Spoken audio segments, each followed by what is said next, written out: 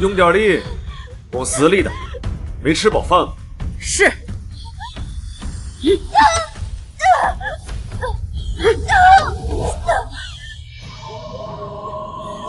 军，你为什么要这么对我？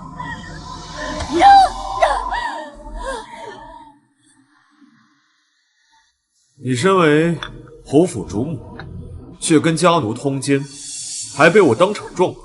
侯府上下家世清白，岂能被你玷污？唯有对你处以家法，才能保全家风。我是被冤枉的，求你念在夫妻一场，查明真相。真相？那重要吗？你什么意思啊？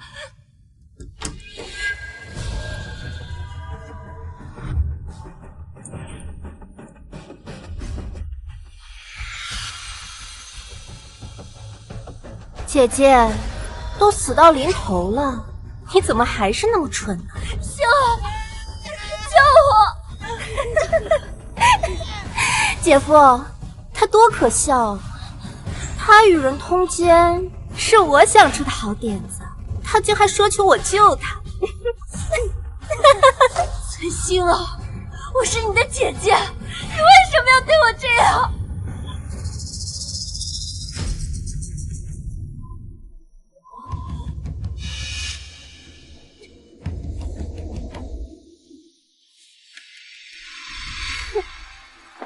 当年就因为你生母家世好，父亲便娶她为正妻，让我娘伏低做小，只能做妾，连带着我也要被你压一头。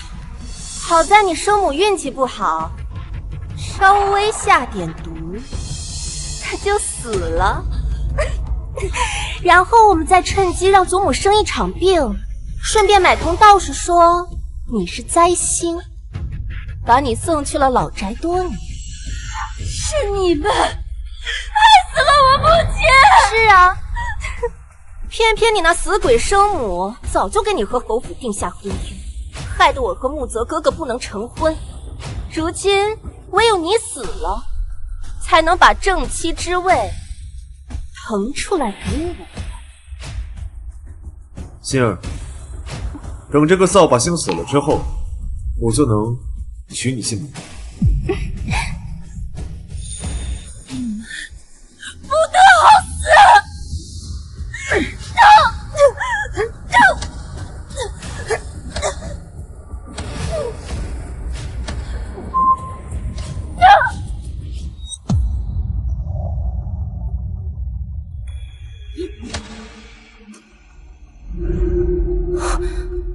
我这是死了吗？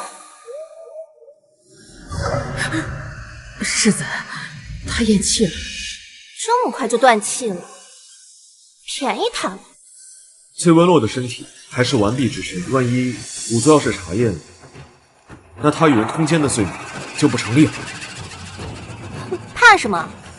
待会儿找人破了他的身子不就好了？我记得你那个寿弟不是一直惦记着崔文洛吗？这具还热乎着的尸体，他应该不会嫌弃的。你说的对，来人，把崔文洛的尸体送到我弟弟的屋里，让他玩去。是。走吧。李木泽、崔馨儿，我曾化作厉鬼，也不会放过你们。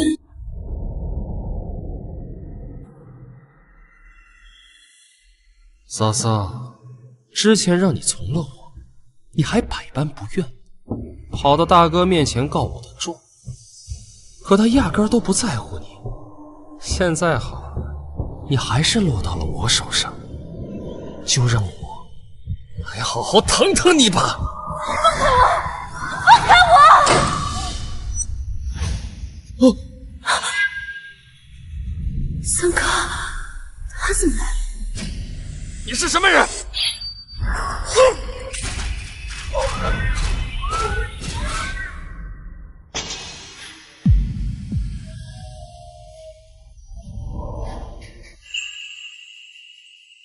阿罗，前说不喜欢你，是骗你的。我怕我命不久矣，会耽误你。现在我在京城找到了神医，解了毒，可你却不在了。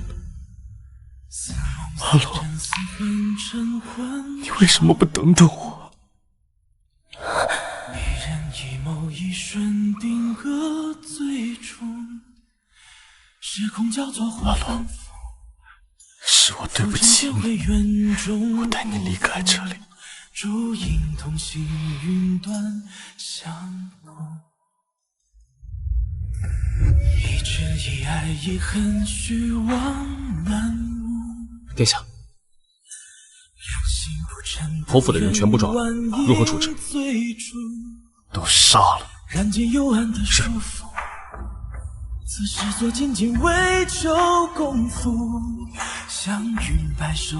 从前你最喜欢的就是银杏树，你看这些花开得多好啊，你一定很喜欢吧？阿龙，黄泉路上你别怕，我来陪你。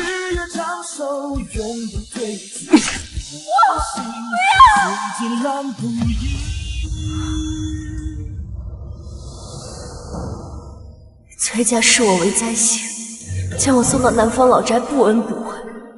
三皇子霍雪林体寒难愈，也在南方养病，住在与我一墙之隔的王府之中。那些年若非有他，我早就死在了恶婆的手上。站住！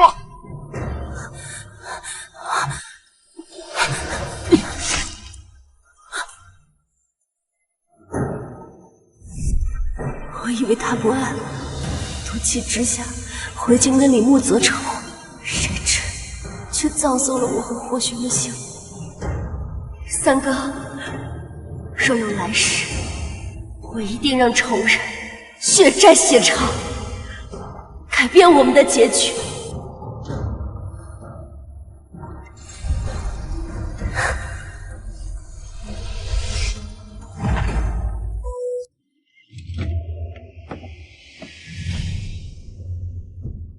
小美人，我来了！什么声音？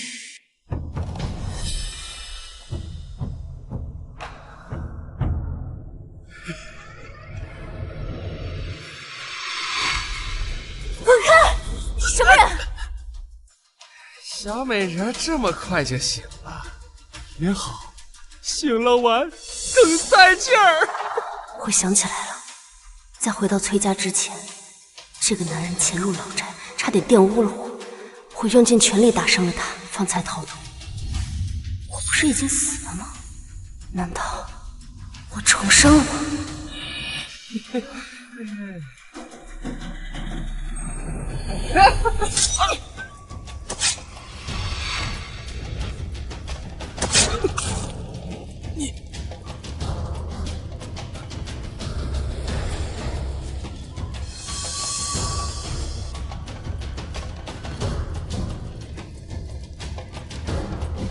看来是老天有眼，给了我重活一世的机会。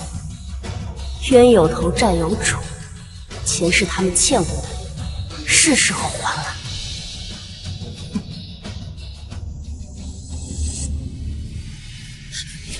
大小姐，她死了！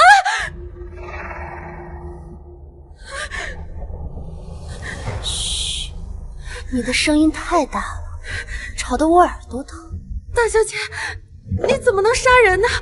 要是让相爷知道了，你可就惨了。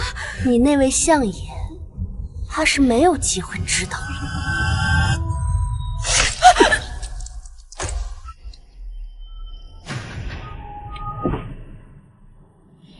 前世回京之后，你污蔑我跟外男有染，害得我在祠堂罚跪了多日。成婚的时候，还被侯府强行验尸，如此屈辱，便拿命来赔。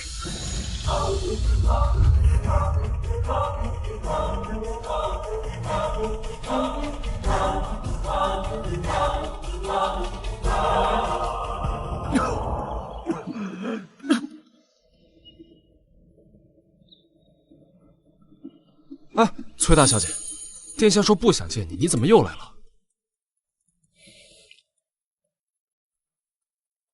我受伤了。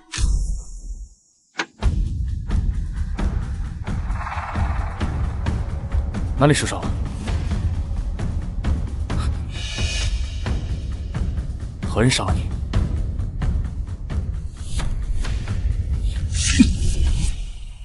说话！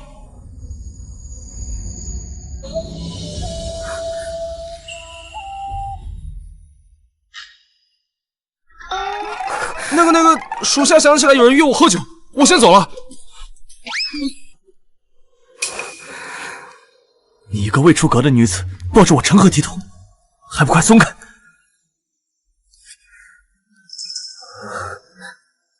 疼不疼？到底怎么回事？这不是我的血，伤害我的人被我杀了。什么意思？刚刚有个男人趁我昏迷的时候想玷污我，我就用你给我的匕首杀了他。崔家派来接我的丫鬟又同他是一伙的，也一并被我杀了。三哥，你觉得我这样残忍吗？不会，你做得很好。尸身在哪儿？在崔家老宅的院子里。我会帮你处理干净。可是这崔府派来的丫鬟如此对你，分明是想要加害于你。依我看，你还是不要回京了。但清远侯府和我有婚约，婚约毁了又如何？有我在，谁敢反对？毁了婚约，你会娶我吗？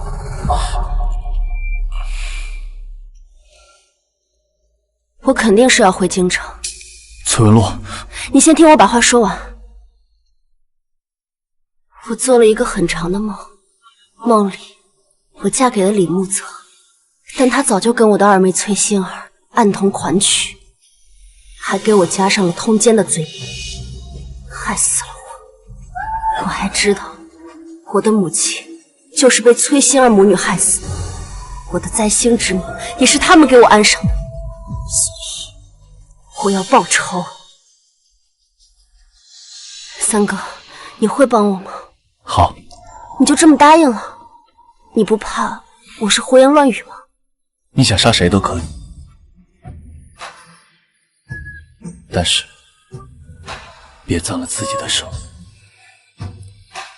三哥，你跟我一起回京城吧，你的毒能解。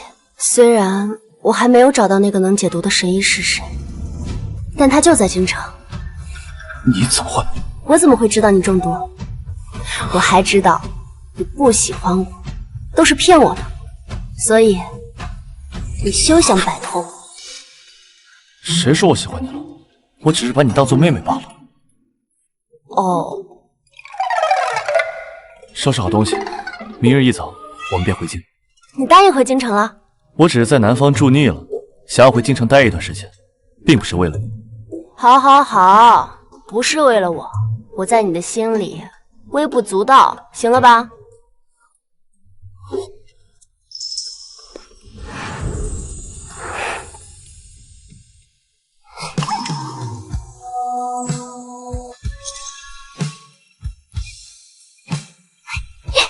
崔文洛，你简直是胡闹！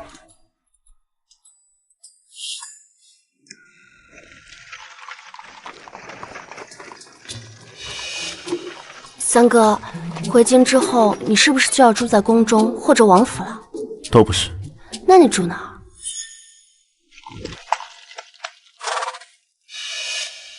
殿下，到地方了。下车吧。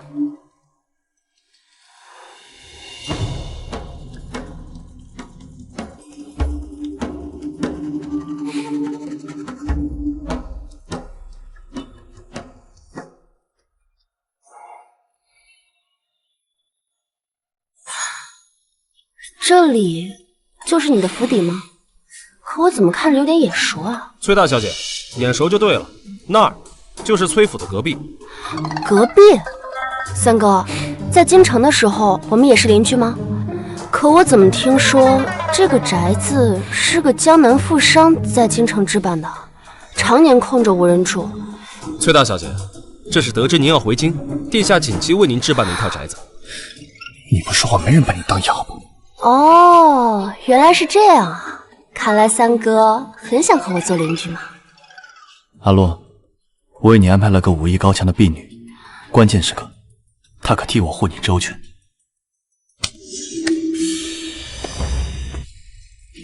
奴婢锦绣，见过崔大小姐。太好了，我正愁府里没有信任的人可用呢。回到崔府，遇到任何麻烦，记得及时寻我。嗯，去吧。阿洛，万事小心。知道了。殿下，你明明深爱着崔大小姐，为何不告诉她呢？在我体内的毒没有解开之前，我是不会向她表明心意的。我不想她的余生被我拖累。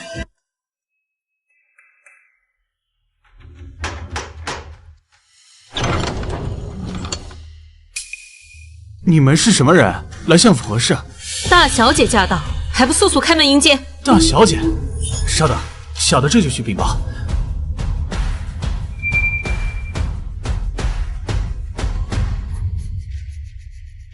娘，你派出去的人能得手吗？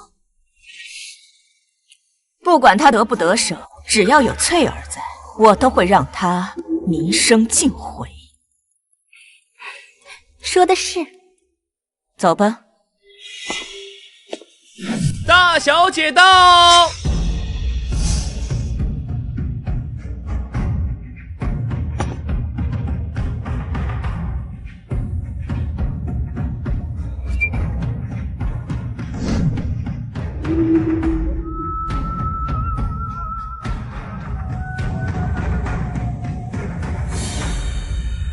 见过祖母，见过父亲。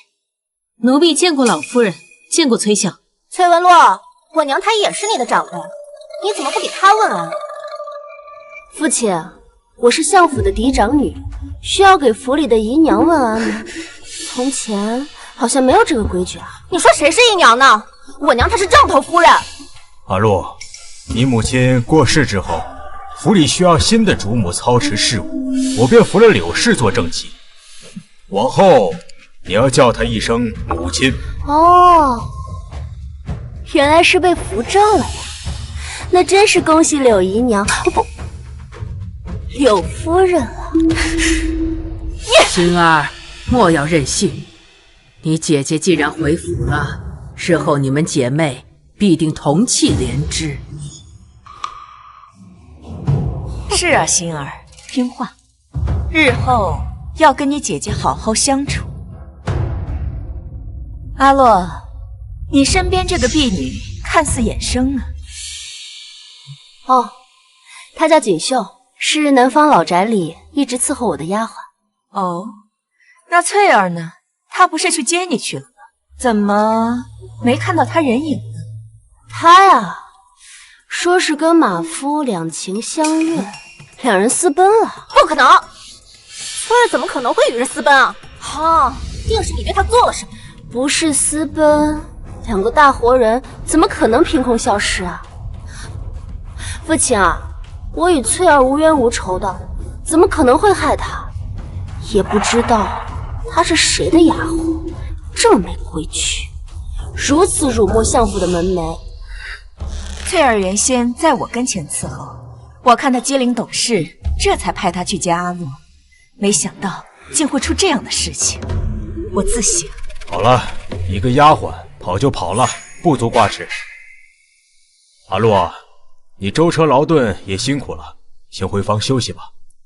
是，女儿告退。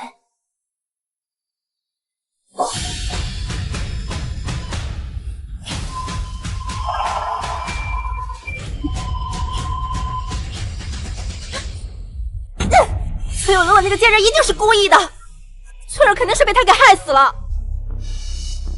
是我小瞧他了，原以为他在南方多年不谙世事，只要翠儿说他与外男苟且，怎么着都能扒他一层皮。没想到他居然釜底抽薪，直接让翠儿给消失了。这翠儿可是您一手培养起来的亲信，这笔账不能就这么算了，我们一定要让他付出代价的。她的容貌和她母亲当年相比更是美貌。李慕泽见了她，未免不会心动。娘，我以后是一定要嫁给慕泽哥哥的。你要帮我想想办法呀，娘。急什么？如今他都已经回府了，你还怕没有机会对他下手？只要找个人偷走他的贴身衣物，随便塞到哪个男人的手里，那他和男人苟且的事不就百口莫辩了？还是娘你有办法。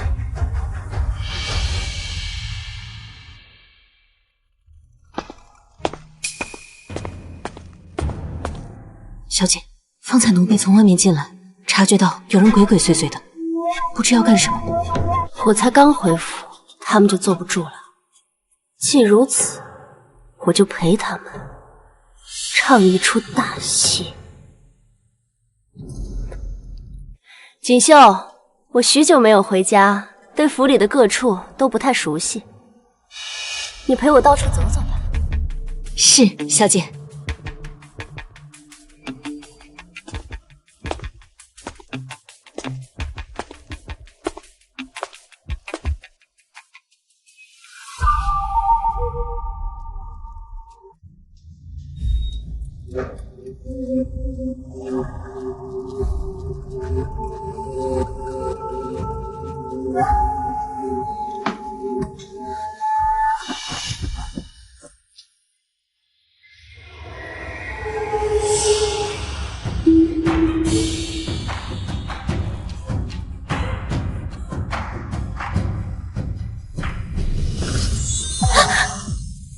大小姐，你来我房里做什么？奴婢来替您打扫房间。你手里拿的是什么东西？没什么。小姐，您看。原来打的是这个主意。不是，府里遭了贼人，可不是小事。锦绣，将此事传扬出去，务必让所有人都知道。是。小姐，饶了奴婢吧。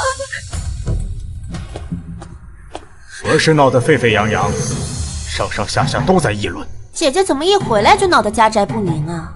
难怪大家都说你是灾星，克死了自己的生母。星儿，不得胡言，我又没说错。阿洛，你这是在做什么？祖母，这家奴在我房内行窃，人赃并获，被我抓到了。依相府的规矩，必须严惩。柳氏，我记得这个是你的丫鬟吧？回母亲，是的。阿洛，是不是有什么误会啊？清河他怎么可能会偷你的东西呢？我是看你刚回府，怕你东西不够，特意派他去关心你一下的。锦绣，我家小姐的玉镯子都戴在他手上，这就是夫人所说的关心吗？夫人，奴婢是冤枉的，是大小姐故意栽赃。身为家奴，不仅偷盗，还敢攀咬主子，我看啊，你是不见棺材不落泪。锦绣，将他的手指一根一根都掰断。什么时候肯说实话，什么时候再停下。是。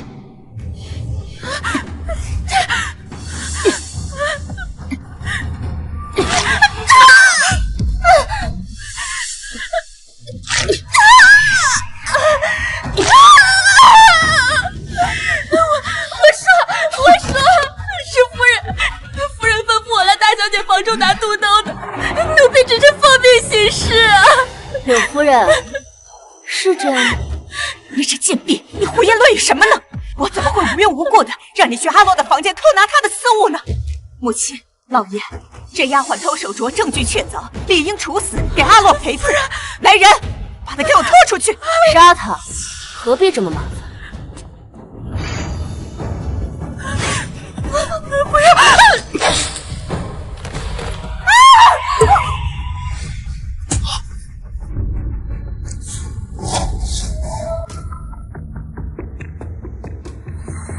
柳夫人，她既然是你的丫鬟，就辛苦你替她收尸了。往后还请柳夫人严加看管你的手下，否则这一会儿与人偷情，一会儿又偷鸡摸狗的，这不仅有损相府的颜面，更会让他人质疑你没有管家的能力。多谢阿洛提醒，日后我定会严加管教的。有劳父亲跟祖母跑一趟了，时辰不早，我该休息了。明日再给二位请安。再过不久，阿洛就该跟清远侯府一亲了，都消停点儿吧！哼！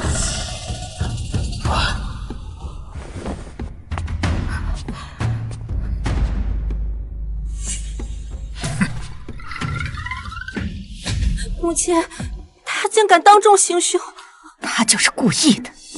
如此一来，就震慑了府里的下人，告诉他们，若是以后谁再敢针对他，清河就是他们的下场。以后我想再找人行事就难了。好歹毒的心机！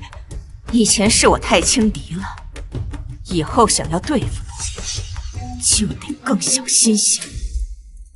小姐，那对母女2次在你手上吃瘪，短时间内应该不会有胆子来找您麻烦了。他们想停，也要问问我同不同意。接下来，该我主动出击。锦绣，你帮我去找三哥来，就说我有事情找他帮忙。谁？三哥？找我何事啊？三哥，你何时来的？刚来。说吧，你要做什么？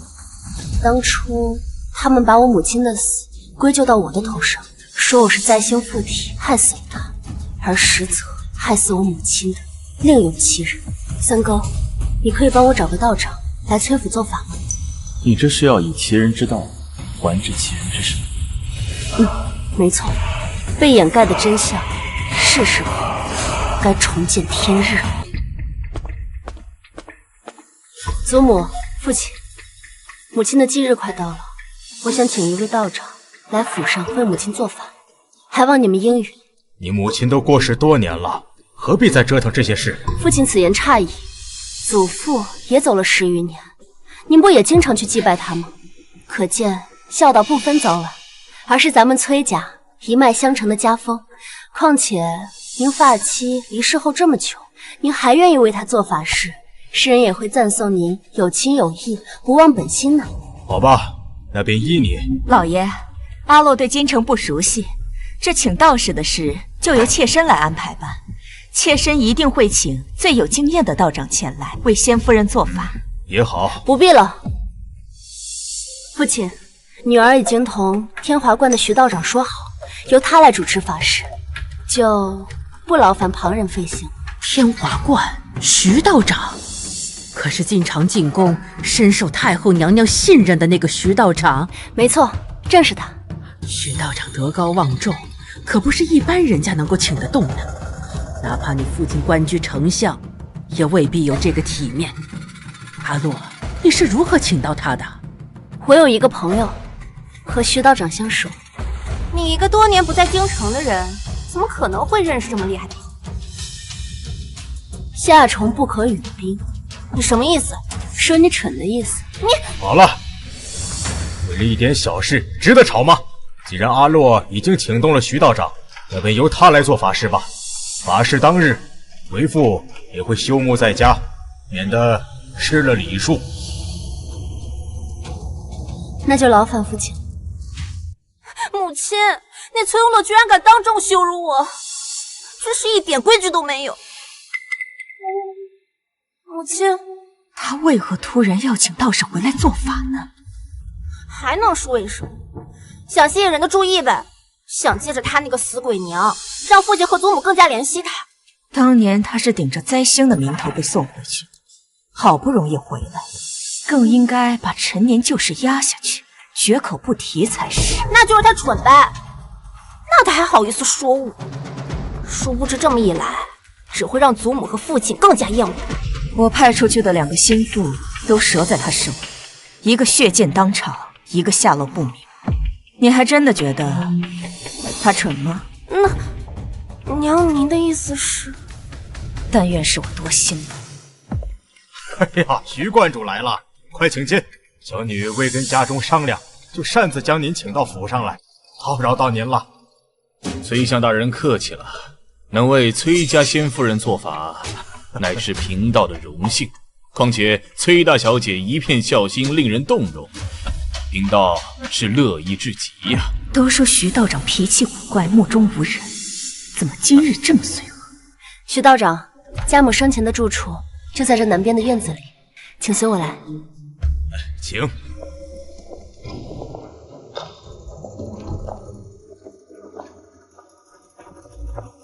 道长，这是家母的牌位，一直供奉在此处。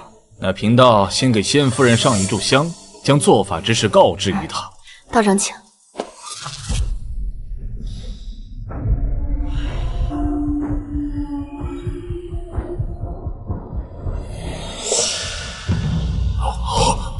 不好，香断了。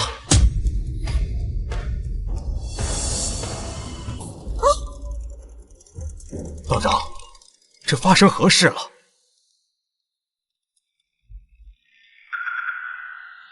香火尽断，乃是大凶之兆，说明这屋子里怨气不散，先夫人魂魄难安呐。我知道了，一定是他。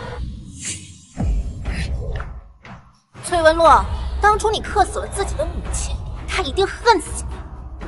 如今你回来，他才会怨恨难消，纠缠不休。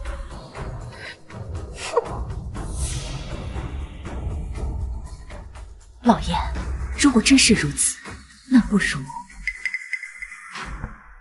哎，崔二小姐此言差矣。先夫人的残魂多年不散，和崔大小姐没有关系，而是有人用邪物镇住了她的亡魂，让她无法安息。您说什么？邪物？那这邪物在何处？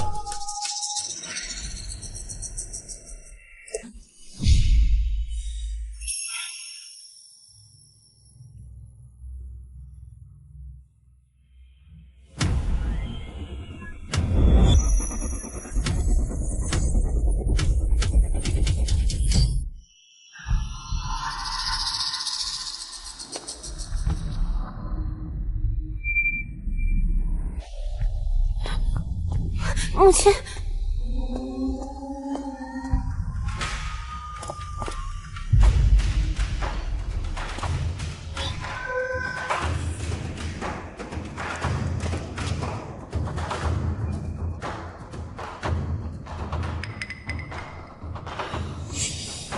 道长，这棵树是有什么问题吗？罗盘指向此处，我怀疑树下必有隐情。来人，拿铲子来，把这挖开。是。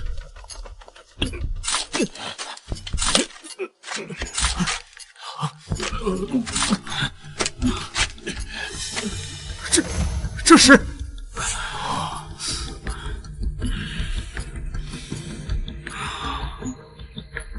这是人骨。这院子经年无人居住，家宅之内怎么会有这么多人骨？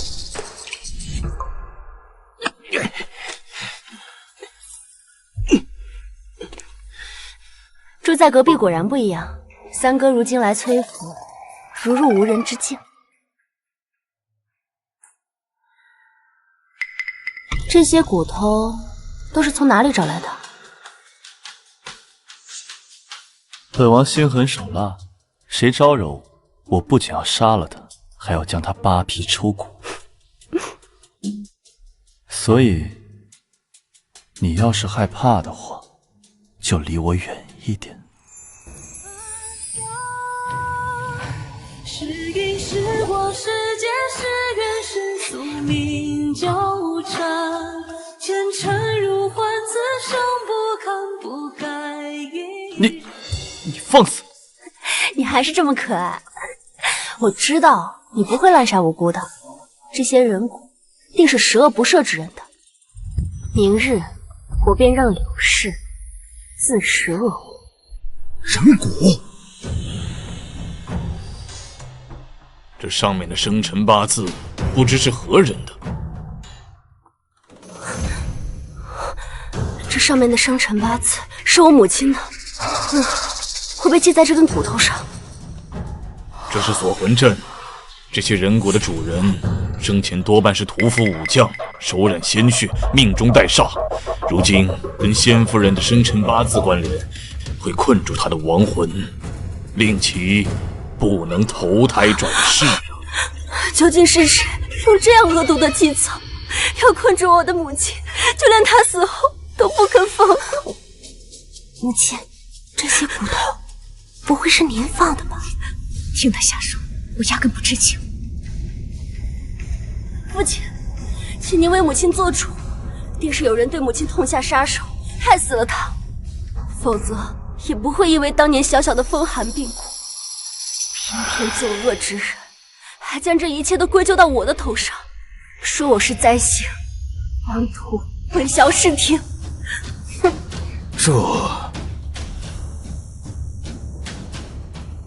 阿洛，灾星一事是天华观的另一位道长亲口告知我们。天华观的道长法力高深，我们自当听信。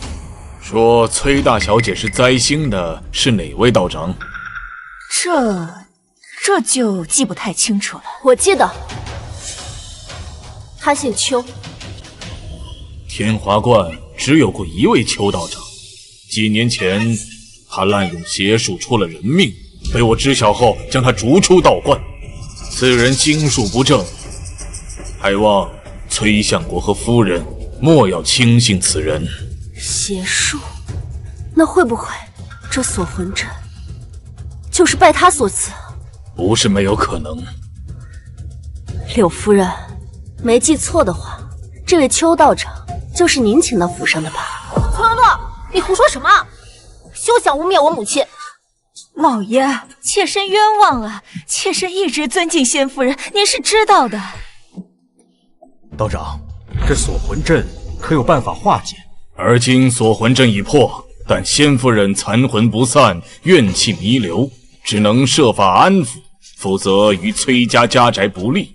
轻则霉运不断，重则家破人亡。那如何安抚？若能找到始作俑者，令其在仙夫人牌位前跪满749天，日日忏悔，或许能使亡魂消散。始作俑者？道长，可有那位姓邱的道士的下落？哎呀，自从他离开天华观后，就下落不明了。哟，那还真是可惜了。若非当初柳夫人引狼入室，也不会给崔家招致这样的祸患。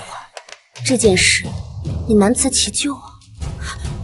父亲，崔文洛与这许道长相识，谁知道他们是不是串通好，故意给母亲泼脏水的？你万万不能听信他们的一面之词啊！当初那位邱道长声称我是灾星，崔家因此将我送去南方多年，怎么无人怀疑？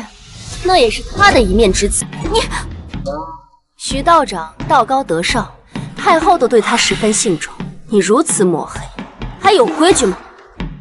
况且这院子长期无人居住，却挖出这么多的白骨，证据确凿，还能有假？灵儿，不得对道长无礼。阿洛，我知道你心里埋怨我们，当初你母亲病故，老夫人又跟着生病了，我们也是没办法。昔日女儿为了不给家中惹祸，独自在南方居住多年，女儿无怨无悔。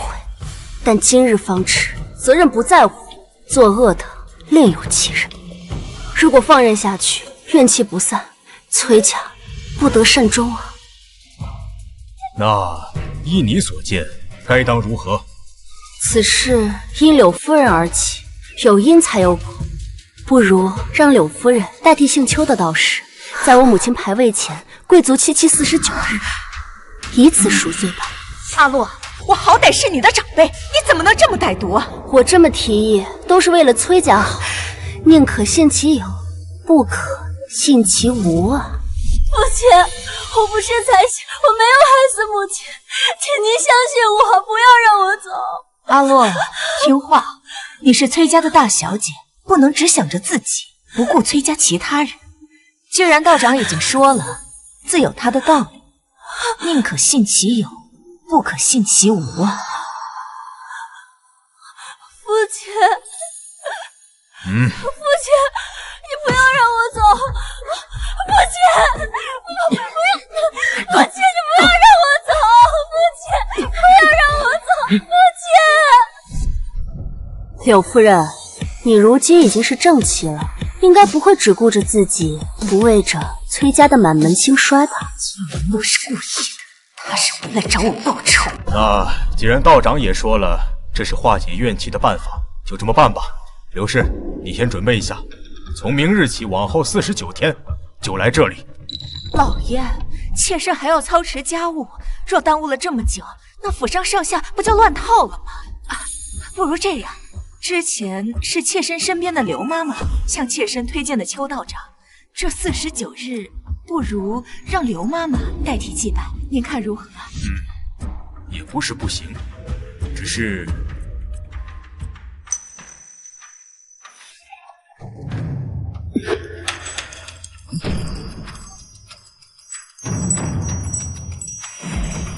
奇怪，这院子里连一丝风都没有，铃铛为何会响个不停？莫不是母亲在回应着什么？这铃铛怎么突然响了？难道真是何时的亡魂尚在呢？道长，可否请您解惑？以贫道之见，是怨气撞向了铃铛，恐怕是崔相和夫人相伤的结果，令先夫人不满吧。柳夫人，看来您身边的这位刘妈妈似乎难以平息怨气，还得您亲自来才行。父亲，您说呢？阿洛说的对，此事宁可信其有，不可信其无。刘氏，你就不要找人代替了。是，此事虽错不在妾身，但为了家宅平安，妾身愿意承担一切。柳夫人到了母亲的牌位前，可千万不要再说这些推脱责任的话了，切记心诚则灵。至于这府中的事务，父亲，女儿不是回来了吗？往后若要嫁人，也是要做当家主母的。柳夫人不便之时，女儿可代替掌家，也当提前积攒经验了。有你祖母坐镇，这府中事务定不会错乱了，岂用得着你一个孩子操心？崔少官至丞相，聪慧绝伦，岂会猜不到当年母亲的死和我被送走的事都与柳氏有关？可他却如此提防我，分明是要维护柳氏。徐道长，今日之事做得不错，这是给你的赏赐。殿下客气了。昔日天华观弟子无德，害得崔大小姐在外流落多年。今日贫道所为，只不过是拨乱反正，怎敢领赏邀功啊？收下吧。本王知道徐道长是一个正直良善的人，帮着本王编排故事，属实是难为你。那就多谢殿下了。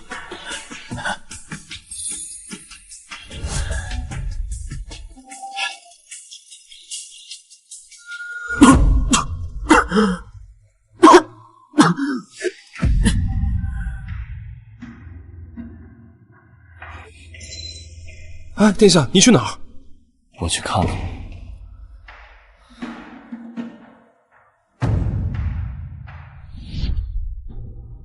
母亲，让柳氏给您跪满49日赔罪，只是一个开始。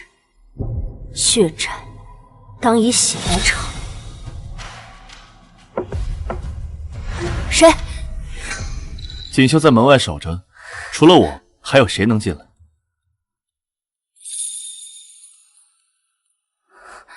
三哥。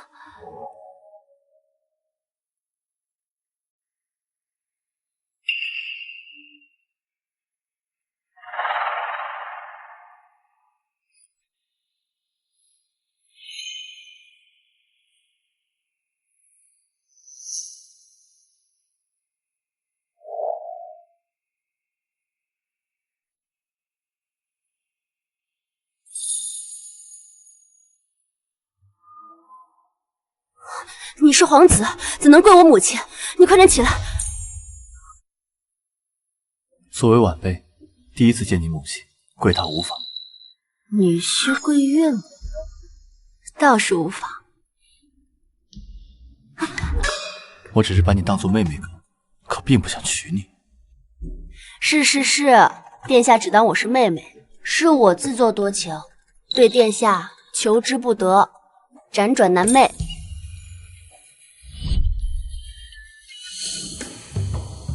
母亲在天之灵，求母亲保佑我，早日捂热殿下这颗冷硬如石的心，祝我和他早日修成正果。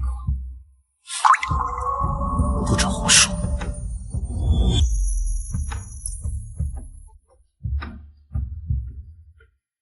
崔夫人，是我心悦阿洛，不敢表露心意。我身中剧毒，生死难料，还请您庇佑他平安顺遂，觅得良缘。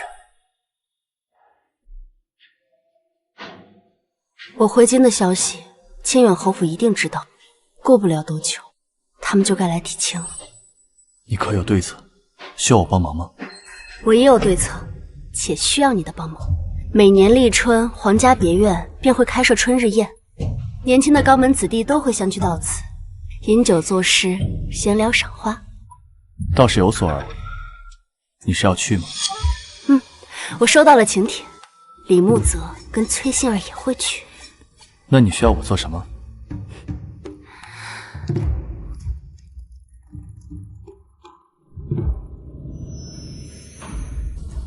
好，放心，保证完成任务。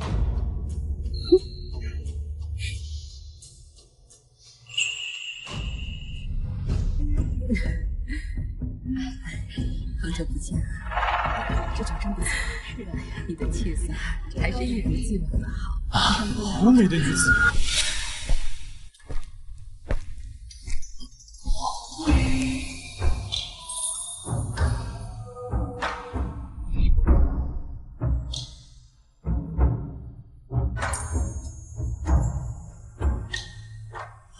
哇，好美的女子啊！那位姑娘是谁？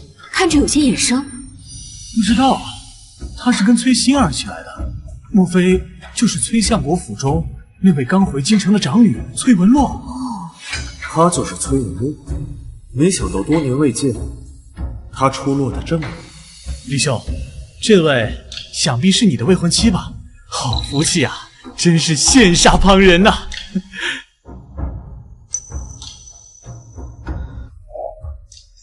妹妹，你是在看我的未婚夫吗？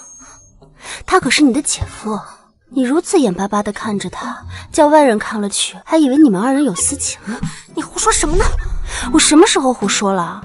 清远侯府世子跟我早已有婚约，他可不是你能觊觎的，更不会喜欢你，他只会在意我这个未婚妻。你如此不得体地盯着他看，僭越！你算什么东西？他才不会喜欢你呢！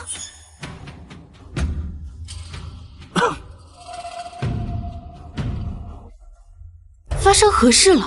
不知道啊，看着像姐妹相争。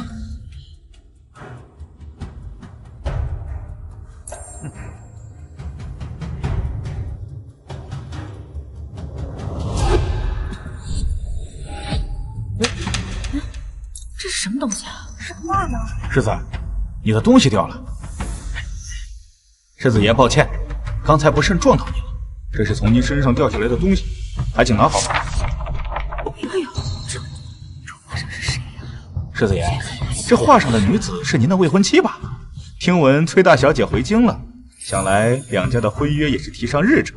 提前恭喜世子爷哈！哎，不对呀，这画像上的不是崔大小姐，而是崔二小姐。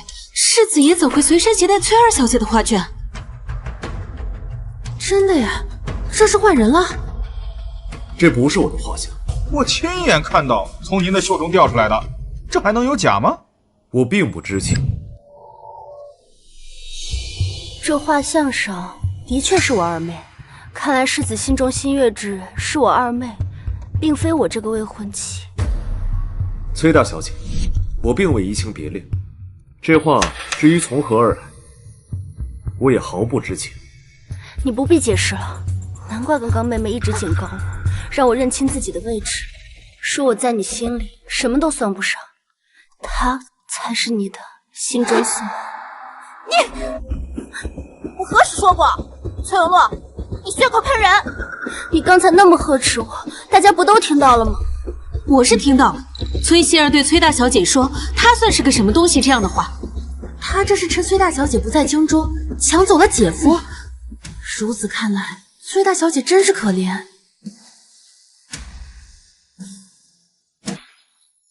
我并非强人所难之人，既然你们二人心意相通，互相爱慕，我便退出，成全你们。今日，我想请在场的诸位做个见证，我崔文洛和清远侯府世子的婚约就此作罢。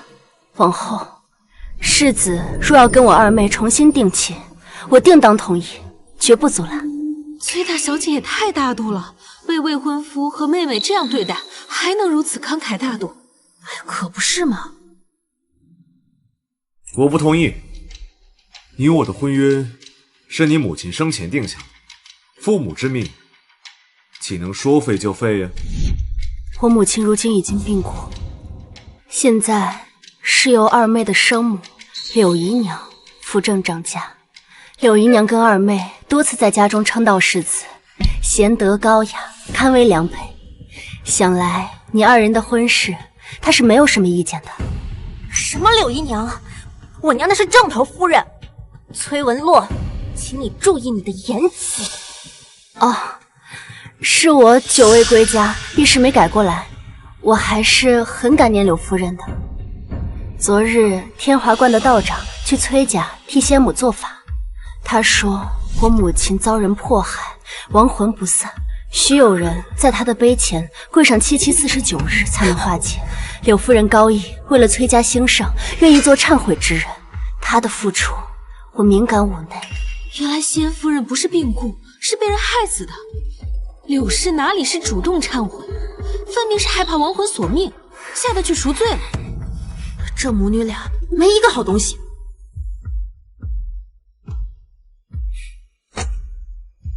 他倒是一点亏都不肯吃。好你个崔文洛，你少污蔑我娘了！待会儿回府里，我去告诉祖母跟父亲，让他们扒你的皮。妹妹，姐姐是说错什么了吗？柳夫人现在就在我母亲的秋兰院跪着，我若造谣，天打五雷轰。二小姐怎么走了？气质带坏了。崔大小姐，世子还有何事？我不同意解除婚姻。至于您刚才说的事情，崔相大人定明察秋毫，证明我清白。何人吵闹不休？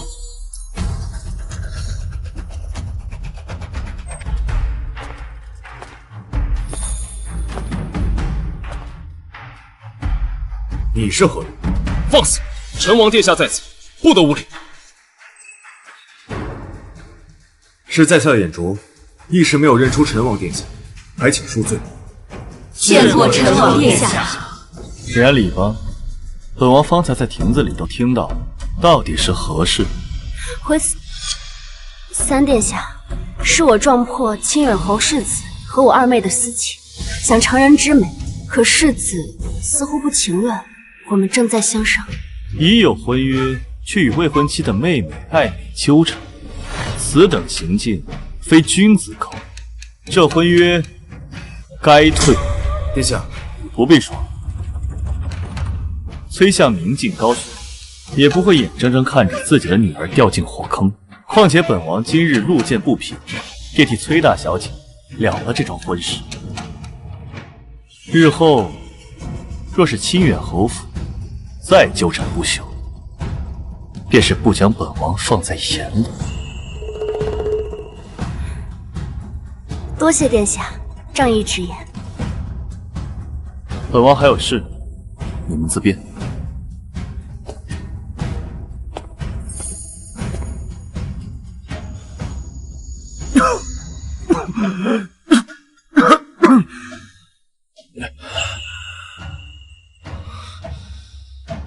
幸好我今日替他解除了婚约，不然我这副身体不知能撑到何时。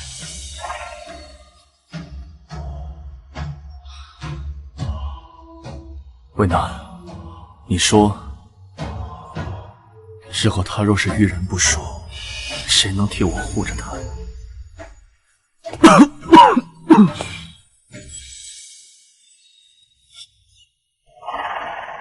你怎么来了？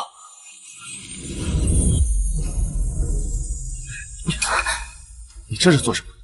若是被人瞧见了，女孩子的清誉还要不要？若是被人瞧见，我就大肆宣扬出去说，我跟三殿下情比金坚，情难自扣。三殿下说了，非我不娶。不喜欢你，反正不是男人对女人的喜欢。我的话是不是太伤他的心了？兄长对妹妹的喜欢，胜于男女之间肤浅的感情，这一点你理当知晓。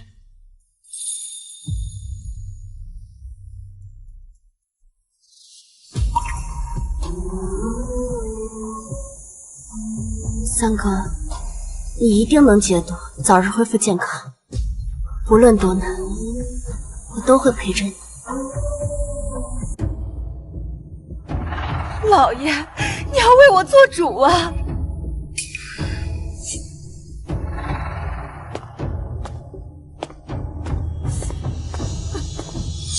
孽障，给我跪下！这是发生了何事啊？何事？妹妹说你在春日宴上当众悔婚，还诋毁柳氏，让人以为是她害了你母亲。在你眼里，还有我，还有崔家吗？老爷，如今外面谣言四起，妾身不想活了。阿洛，我到底哪儿得罪你了？自打你回府之后，就处处针对我，现在还要坏我和你妹妹的名声。我还以为柳姨娘会感激我呢。二妹和世子早有私情，我当众退婚，才好换二妹嫁过去。这婚约不能换人。祖母，这是为何？传出去，外人会非议我们崔家苛待长女，家风不正。你父亲在朝为官，最是需要文人清流的支持，不可失了风骨和名声。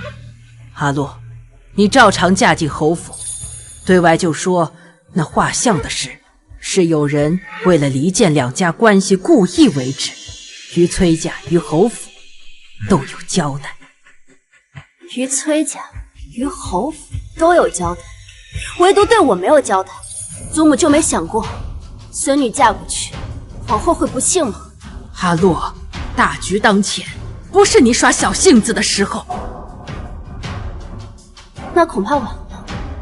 成王殿下已经帮我退婚了。你说什么？陈王，此事怎会牵扯到陈王？陈王殿下知晓了二妹和世子的私情，便当众斩断了这段孽缘。他还说，父亲您明镜高悬，定不会将我这亲生女儿推进火坑。祖母是老糊涂了，可父亲您最明事理啊，怎会不替女儿考虑呢？既然陈王殿下都认定这是一桩孽缘，想来此事错在仙儿和世子。父亲，你可愿嫁给李慕泽？我杏儿此前对世子无意，但这么一闹，往后她清白受损，日后再谈婚论嫁也难了。不如让杏儿嫁到清远侯府去吧。女儿听父亲和母亲的。那就这么办吧。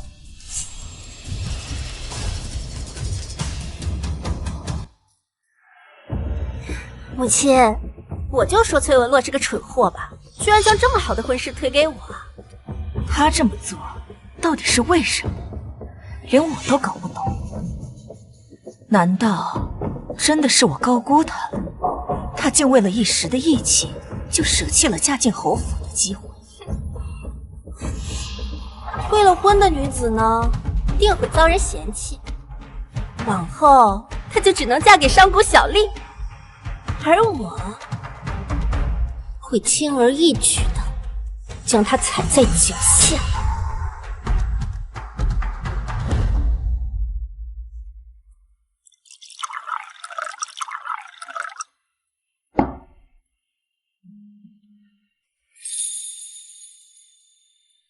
你梦见李慕泽和你妹妹前世害了你，为何还要撮合他们在一块儿？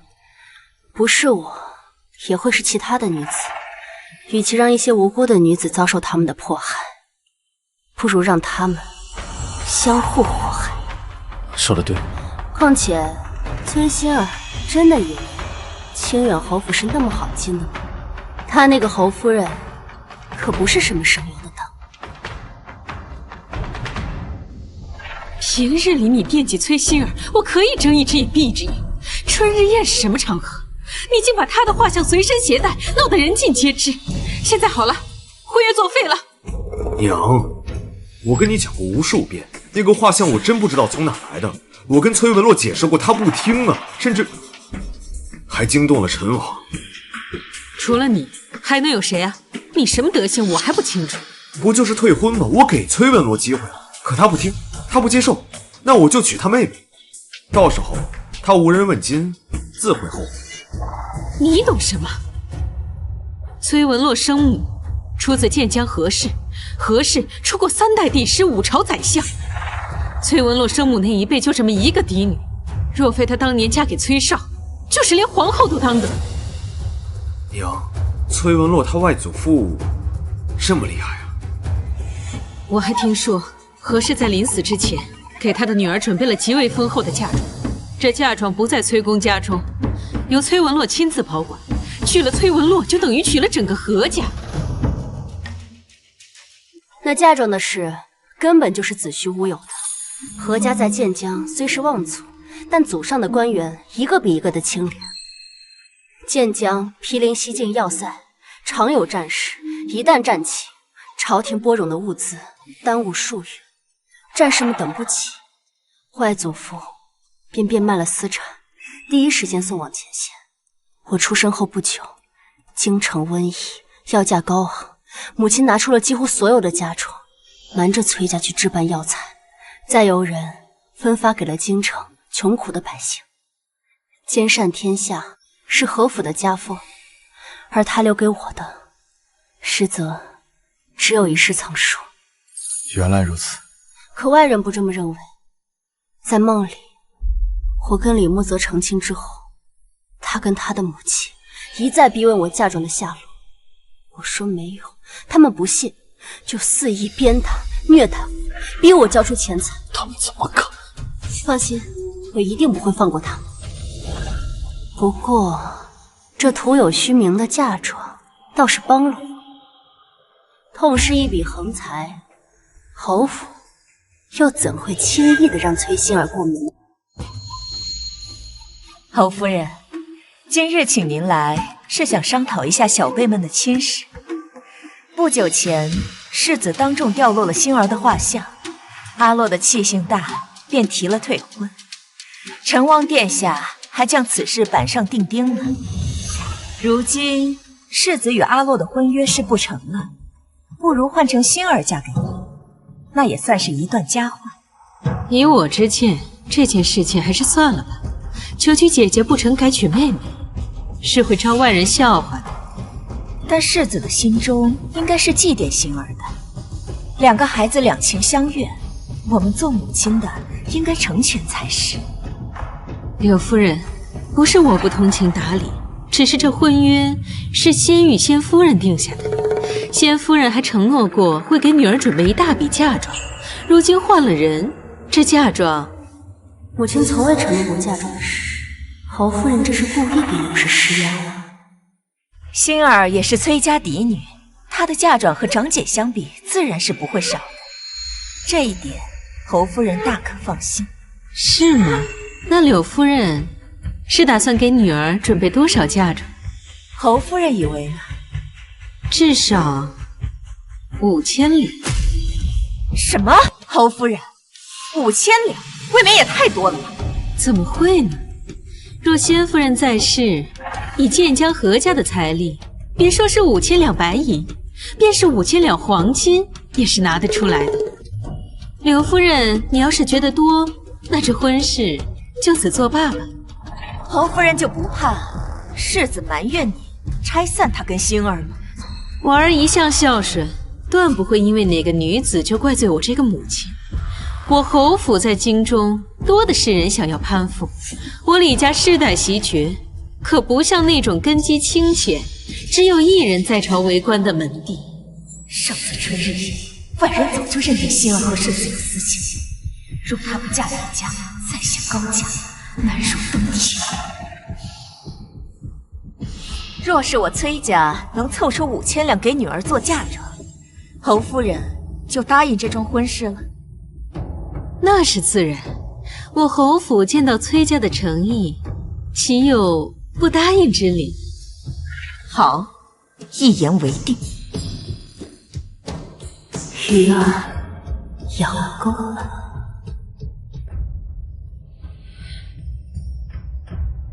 娘，5000两银子呢，咱们拿得出来吗？拿不出也得拿。要是嫁不进侯府，你这辈子名声就全毁了。外人会说你勾引姐姐的未婚夫被人亵玩，却高攀不上，偷鸡不成蚀把米。那可不行啊！娘，你一定要帮帮我。都怪何氏，当初给侯府夸下海口，养大了侯夫人的胃口。那崔娥洛的死鬼娘没留下点什么吗？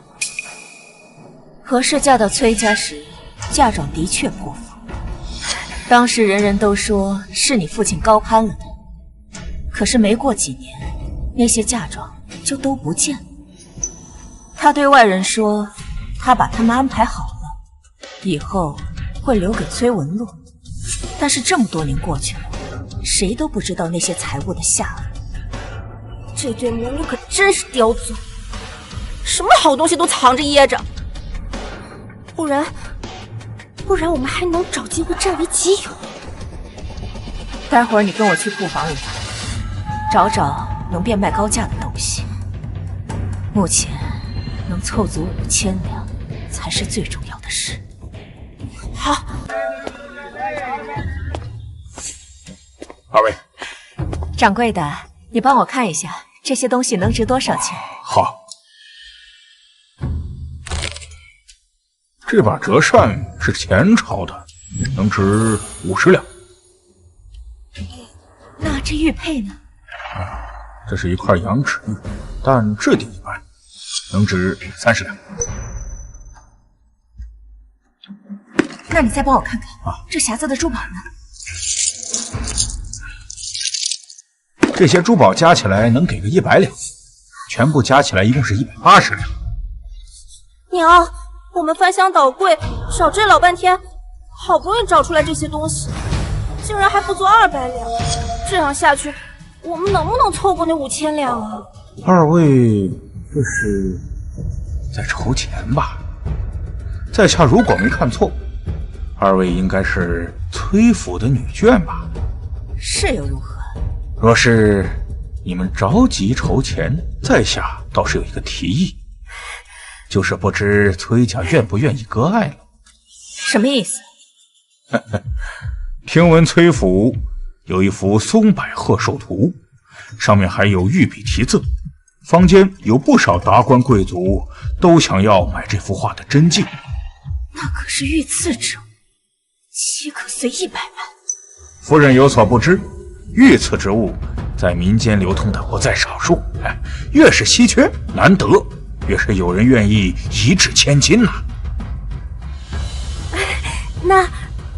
那幅松柏贺寿图，如果拿出来卖的话，能卖到什么价钱？约莫能卖5000两。娘，如果那幅图能拿出来卖，我们是不是就能……只是要让宫里知道，可能会遭杀身之祸的。陛下日理万机，怎么会知道这些小事？再说了，这买方他也不敢大张旗鼓呀，只不过是为了私自收藏，品鉴自留，传给后人，待100年之后，那会有谁知道这字画传给哪家呀？是啊，娘。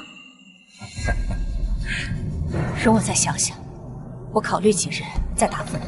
好，小的在此恭候。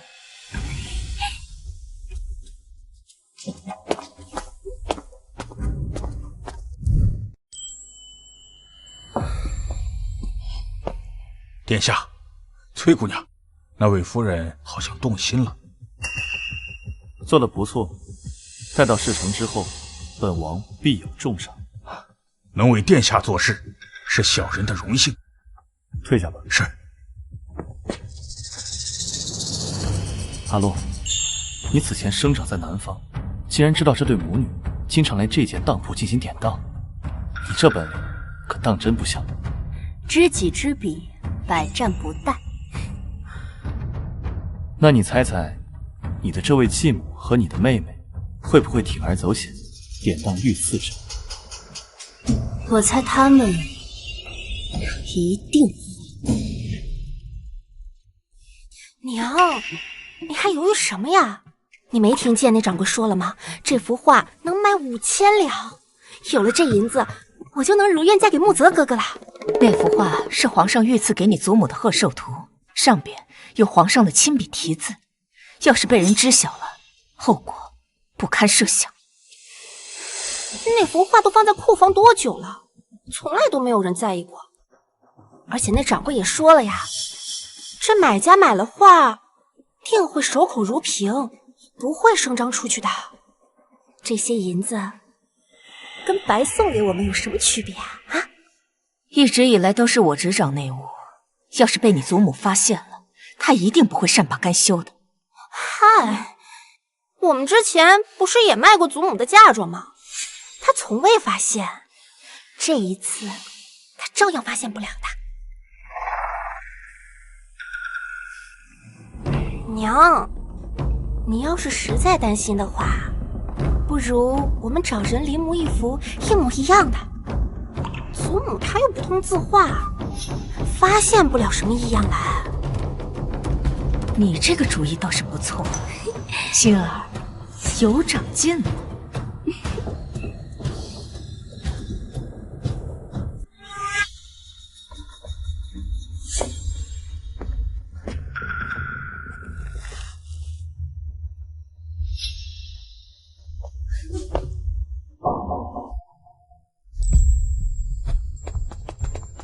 殿下，邱大小姐，刚才柳氏鬼鬼祟祟拿着东西出去了，属下一路跟随，发现他进了一间极为隐蔽的字画铺。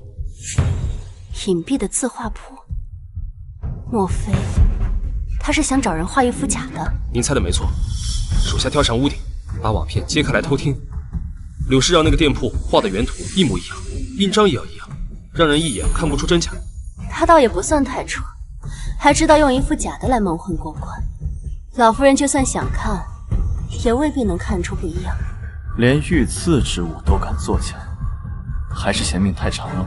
而后他就拿着画找掌柜，起先他还想拿那个画去诓骗掌柜。亏他想得出来，掌柜做这行几10年了，如果连真迹跟赝品都分不出来，那可真是白混。可不是嘛，掌柜当即就说这幅画是假的，让柳氏拿回去。柳氏急了，这才说是自己一时粗心拿错了，就把真的拿了出来，给当了。银子给他了，可留下明面的票据。本来是留了的，但是柳氏心虚，特意叮嘱掌柜不要留存票据。没有票据，没有记载，他就等着以后吃哑巴亏吧。三哥，这5000两算你借我的，以后我会让他们连本带息的还回来，全部给你。放心吧，这幅画我已经找到一个大冤种买单了。大冤种？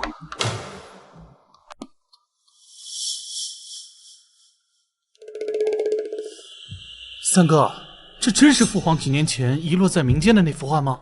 可我记得他说过，那画上画的是白鹤祥云，可这幅是松柏图啊。六弟，你看这印章，是不是父皇的印章？倒是没错，的确是父皇的私印。你再看上面的字迹，是不是父皇的真迹？这倒是没问题。老弟，听闻你前几日在怡红楼喝醉了，抱着酒壶在楼梯上痛哭，被不少人瞧见了。言官一致弹劾你放荡形骸，父皇痛斥了你，让你反省，可有此事？真是好事不出门，坏事行千里。父皇寿辰在即，你若将这幅画买回去献给父皇，就说是父皇遗失在外的墨宝被你找到了，父皇一开心，便不会再斥责你了。哎，四哥，这招真有用吗？当然了，我可是你三哥呀，我会骗你吗？好，我相信你。那这幅画你卖给我呗，多少银子？卖给你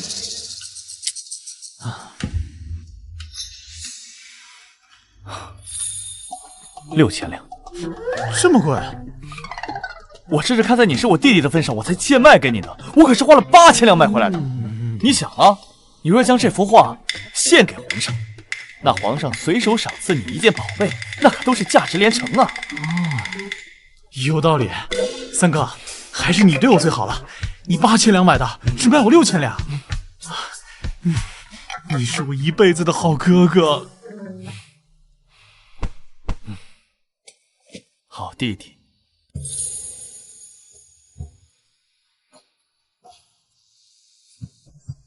皇上，六皇子求见。他还有脸来？之前他在怡红楼丑态百出，连带着朕都脸上无光，让他滚！朕不想见他。皇上，六皇子说他在外花重金寻到了您遗落在外的那幅墨宝，今日特意带着墨宝来向您赔罪的。难道是朕最喜欢的那幅白鹤图？多半是了。请他进来。是。宣六皇子觐见。儿臣参见父皇。起来。再过不久就是父皇您的寿辰，儿臣知道您先前丢过心爱的墨宝，心中惋惜，儿臣便派人走遍大江南北，用心找寻。皇天不负有心人，终于让儿臣找到了。画呢？拿来给朕看看。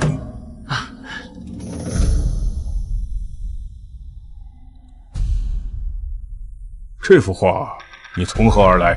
是儿臣斥重金买来的。花了多少银子？这说6000两。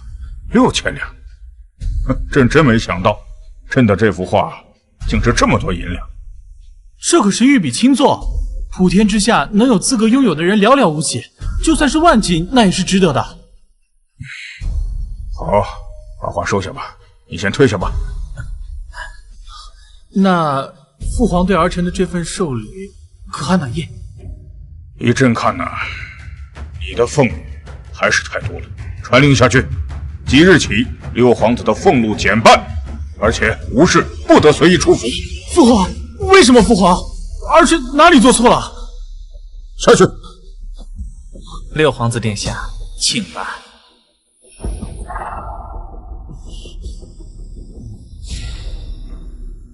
你还记得这幅画的出处吗？奴才还记得，这幅画是当年崔老夫人60大寿时，崔相替她求封诰命，您感念崔相辛苦，特意亲笔御题赐给崔老夫人，当作生辰礼物的。对，没错。宣崔少入宫，朕倒要看看他如何解释。是。曹夫人，请坐。心儿的嫁妆我都已经准备好了，这婚期是不是该尽早定下？前几日您还觉得不妥，这么快就有好消息了？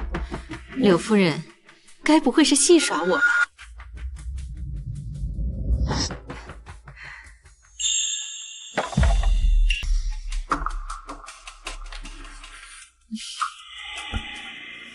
崔相不愧为百官之首，崔家家大业大，财力果然雄厚。我为老爷生了3个孩子，没有功劳也有苦劳。心儿的2个弟弟平日里都在书院读书，她是我唯一的女儿，我自然是要她嫁得风风光光的。柳夫人放心，崔二小姐与我儿郎才女貌，般配得很。我这就去找媒婆，尽早上门下聘提亲，确定良辰吉日，好让二人尽早完婚。如此甚好。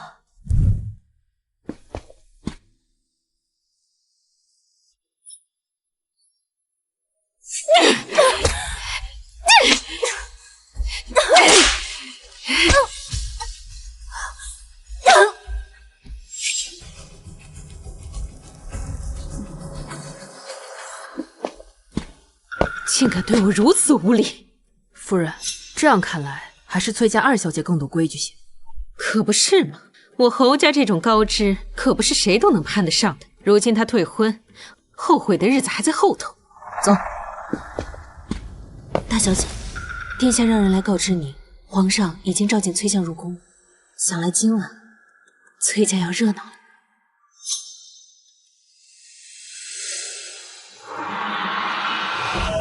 宣丞相大人觐见。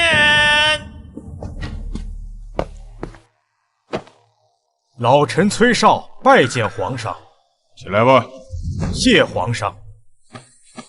不知皇上召见老臣，所为何事？崔相，可还记得当初你母亲过60大寿，朕亲自作画赐给她的那幅松柏鹤寿图？臣当然记得，皇上亲赐御笔，臣3生有幸。那幅画乃是我崔家镇宅之宝。哦，那幅画还在你家中吗？啊，自是在的。明天把那幅画找来，朕要看看。啊，是。奇怪，那幅画皇上都已经赐给崔家许久了，他怎么突然要看？莫不是发生了什么我不知道的事？臣告退。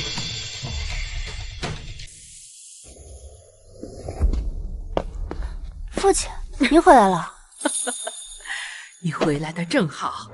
今日清远侯夫人过府，跟柳氏已经商谈好亲事了。再过不久，侯府就会衔媒下聘，敲定婚期，这可是大喜事啊！恭喜二妹喜得良缘了。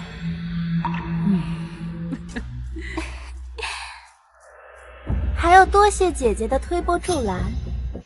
等我成了世子妃，姐姐若是遇到困难，我这个做妹妹的定会帮衬一二。你们姐妹和睦，这才是正道。成亲的事稍后再说。母亲，当初您被册封诰命，皇上赐给您的那幅松柏鹤寿图，不知您安放在何处了？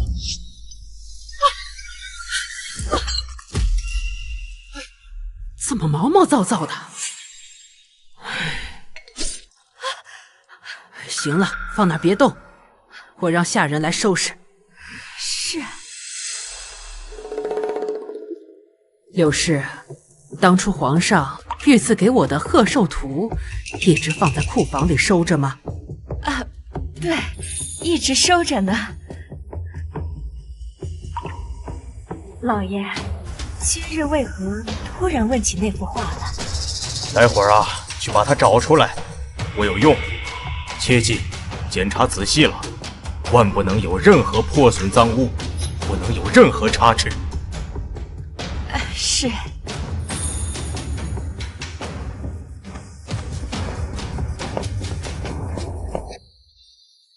娘，这幅图都放了多少年无人问津了，怎么现在父亲突然又想着拿出来？我哪知道，都是你乱出馊主意。当初我就跟你说，此事太过凶险，做不得。你非说不打紧，没人会知道。那现在好了，娘，您先别急，也许是父亲的同僚或者友人想要欣赏欣赏这幅画，父亲碍于情面才答应的。这些人当中，能有几个人认得出来这是不是皇上的亲笔？依我看，这真画和假画也没什么两样。说的轻巧，要是真没区别，之前我拿去当铺，那掌柜怎能一眼就看出来不对了？那就算被人看出这话有问题，他们也不会当着众人的面拆穿的。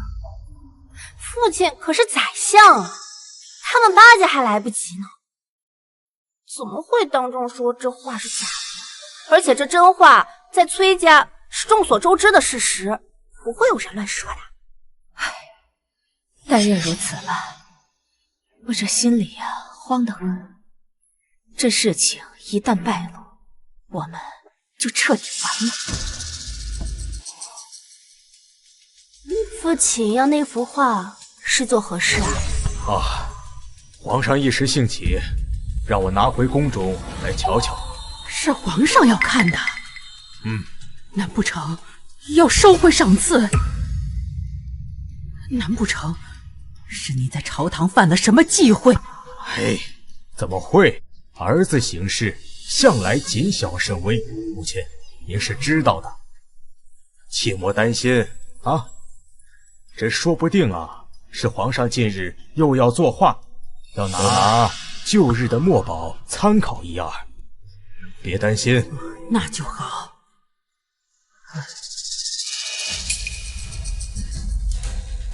画拿回来了，给我吧。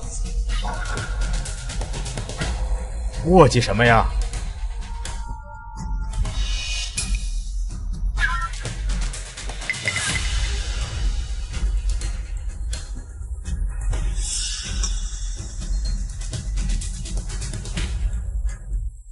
老爷，这幅画可有什么不妥吗？我检查了一下，没有任何污损的地方，并无大碍。那就好，那就好。柳夫人掌家向来周到，自是没什么问题。但明日皇上看到咱们崔家将这幅画保存得如此周全，自然会很欣慰。皇上，柳氏，你现在是当家主母了，何该端庄一些？总是一惊一乍的，有失体统。老爷，你是要拿这幅画给皇上？是啊，当然是皇上要看，不然我为什么这么着急让你找出来？完了完了！柳氏，你这是怎么了？什么完了？你把话给我说清楚。母亲问你话呢，还不速速回答？你说到底怎么回事？难不成画室有什么问题？快说呀！你们都哑巴了吗？父亲，这画是伪造，这画不是皇上的真迹。什么？这画是伪造的？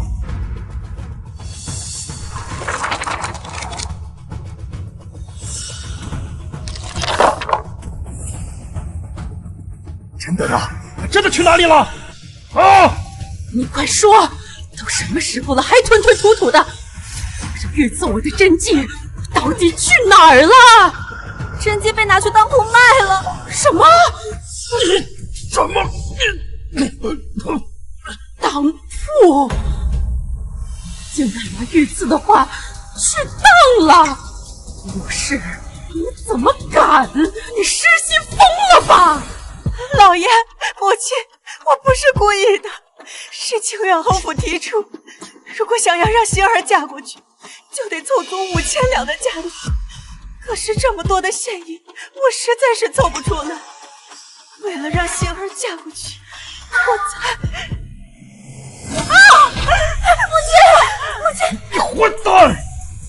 那可是御赐之物，这你也敢变卖啊？你拿皇上兴师问罪，这是抄家灭族的大罪呀！你是要害了我崔家满门吗？妾身这么做也是为了星儿啊！这幅画在库房这么多年都无人问津，我也没想到皇上会临时起意想要看它。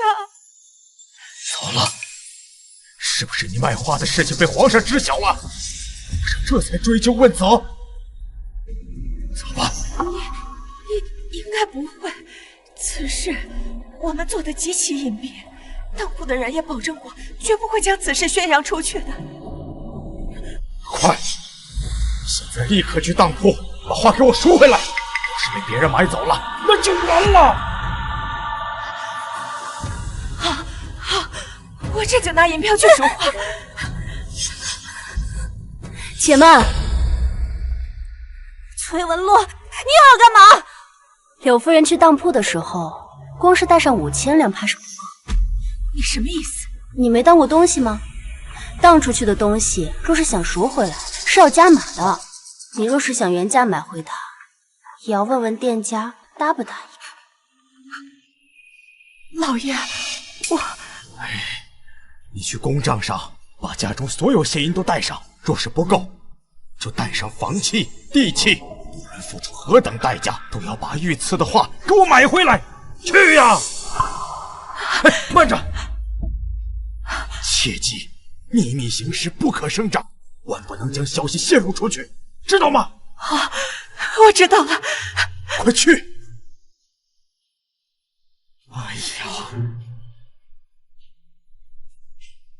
哎呦，母亲，没事吧？掌柜的，我前几天卖给你的那幅画呢？我要把它赎回来，快！是您呀，夫人，那幅画您不是已经当了吗？已经有贵客预定了。我马上就准备把它送出去。然后现在说小人不能再把画送了。不行啊，这不能给别人。这是5000两，一文不少，快把画还给我。夫人，小人打开门做生意也是为了挣钱，那贵人出的可远不止这5000两。放肆！夫君可是相公，你得罪了崔家，有你后果自持。哎呀，夫人，您有所不知啊，那位贵人也是权贵，小的不敢开嘴啊。什么？倒是比崔家还要显赫的门第。那他出多少价钱？我愿出同价。啊，对方愿意出1万两。什么？真是危言耸听！你该不会是落地起价，故意蒙骗我吧？夫人，您这说的哪话呀？您是相国夫人，我小的看，对方真的愿意出1万两。夫人要是不信，我回头把那字画卖了，把那银票给夫人过目。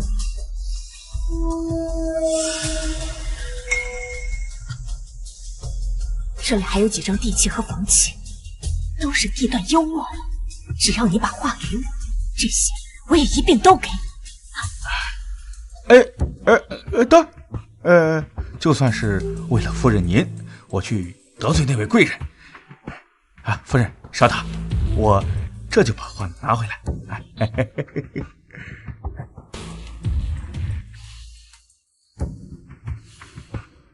夫人，请您过目。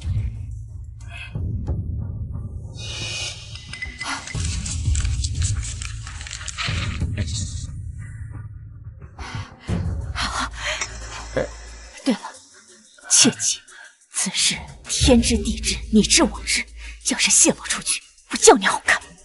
夫人放心，夫人放心，慢走。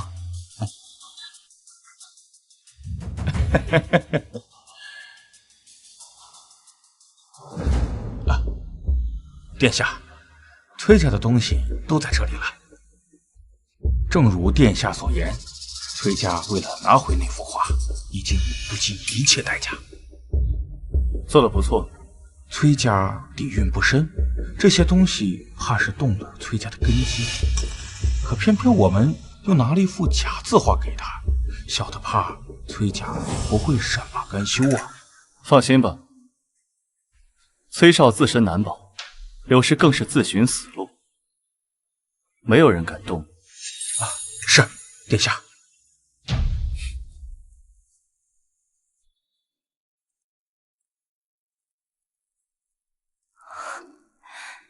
这些都是柳氏为了赎回那幅画给当铺的。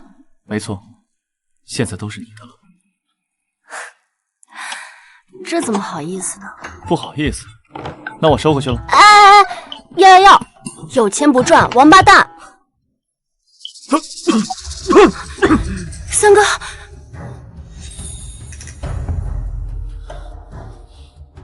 我先回去了。三哥，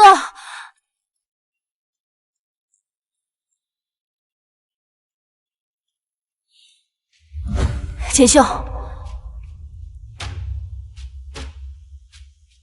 我让你查的事情，查的怎么样了？奴婢按照小姐的吩咐，四处找走街串巷的乞丐打听，已然知道千机阁在京城的驻点在何处。传闻千机阁无所不知，无所不能，但要找他们办事，需要付足酬劳。这里是5000两，全部给千机阁。我要他们在1个月之内找到神医的下落。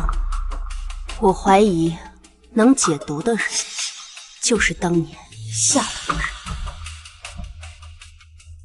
三哥是在12岁那年中毒的，当时宫中的太医嫌疑很大，是否有人告老还乡，或是被革职查办？他们此时又在何处？我想这5000两能让千机阁给我们一个答案了。是，小姐为了殿下一掷千金，若是殿下知道，他的命我真掷重掷，千金不换。待他解了毒，我报了仇，我便与他共结连理，相守白头。皇上，当年您赐给崔家的松柏鹤寿图在此，请您过目。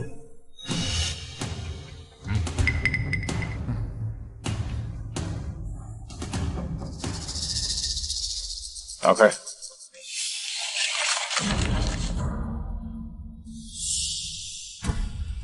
崔相，你当朕老眼昏花，朕连自己的话都认不出来了吗？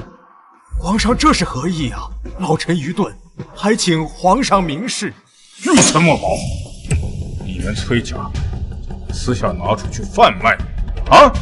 还拿一副假的来糊弄朕？崔相，你让朕也太失望了。皇上，老臣岂敢？这些年我崔家将此话细心保管，由内子保管。定是老臣家中生出内贼，偷天换日的，老臣真的不知情啊！你给我滚出去！好好问问你的夫人，到底是怎么长家的？一屋不扫，何以扫天下啊？连个小小的崔府都治理不好，朕看着丞相啊，快是要做到头了。皇上恕罪，老臣这就回去将来龙去脉查清楚，一定给皇上一个交代。滚！是。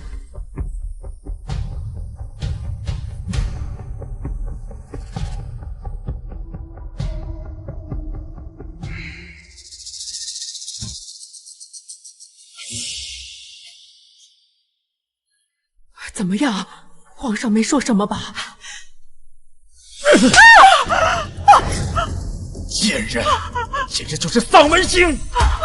是要害死我崔家吗？啊！5000两，还有那么多的房产田产，竟换回来的还是一副赝品！这不可能啊！真记在皇上手上。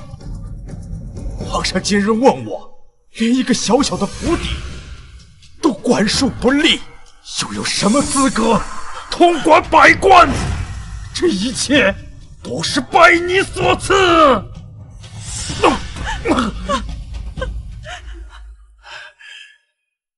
要是何世在，以他的才华学识，又怎能做出此等荒谬的事啊？当初他突然暴毙，死后又被人下了锁魂阵，定是你这贱人所为！不是我！来人，上家法！我狠狠的打，打到他承认为止！不，老爷，不！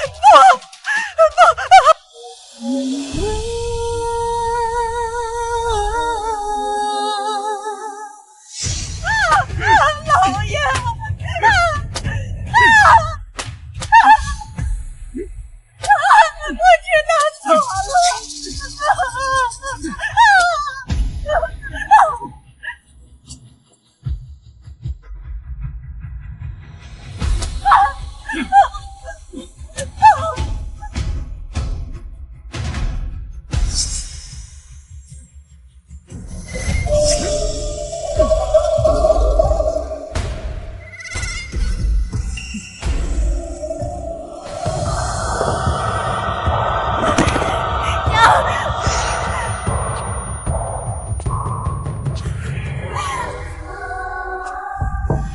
祖母，父亲。阿洛，你说的对，定是这贱人害了你母亲。从今日起到你出嫁前，由你来掌家，再不能让他祸害崔家了。父亲可还记得徐道长说的话？道长说什么？杀害母亲的真凶，需在祠堂跪满749日，否则怨气不消，家破人亡。这柳氏只跪了1、2日，便敷衍了事。看来今后崔家还有大患。竟有此事！快把这毒妇押到祠堂，让她磕头忏悔。我要！锦绣，奴婢在，把人带走。是。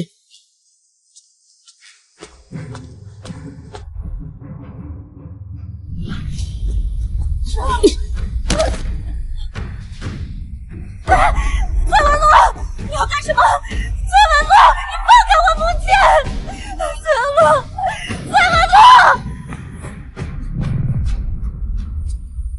我的母亲出生于高门望族，博闻广识，人善慈悲。即使是你的出现，夺走了父亲所有的偏爱，他也从不曾增援，反而善意接纳你。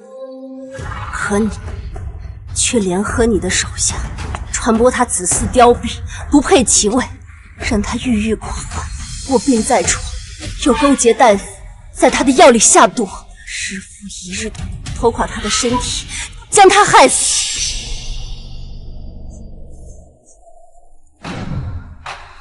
害死他还不够，你又故意给他的女儿安上了灾星的头衔，放逐出府，而后你又伙同你的女儿，将他的女儿蹉跎致死，夺走他们的一切。我没有。柳氏，你的罪状罄竹难书。今日我崔文洛便替天行道，以你之命慰藉我母亲，在天之灵。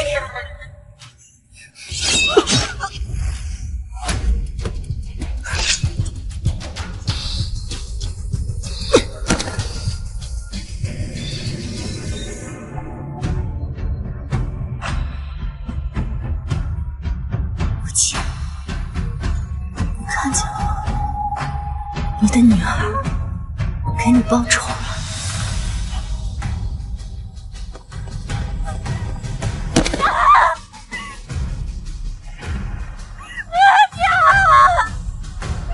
崔文洛，你竟敢行凶杀人，你不得好死！是吗？你放心，就算是死，你也一定死在我前面。现在是你娘，下一个你猜是谁？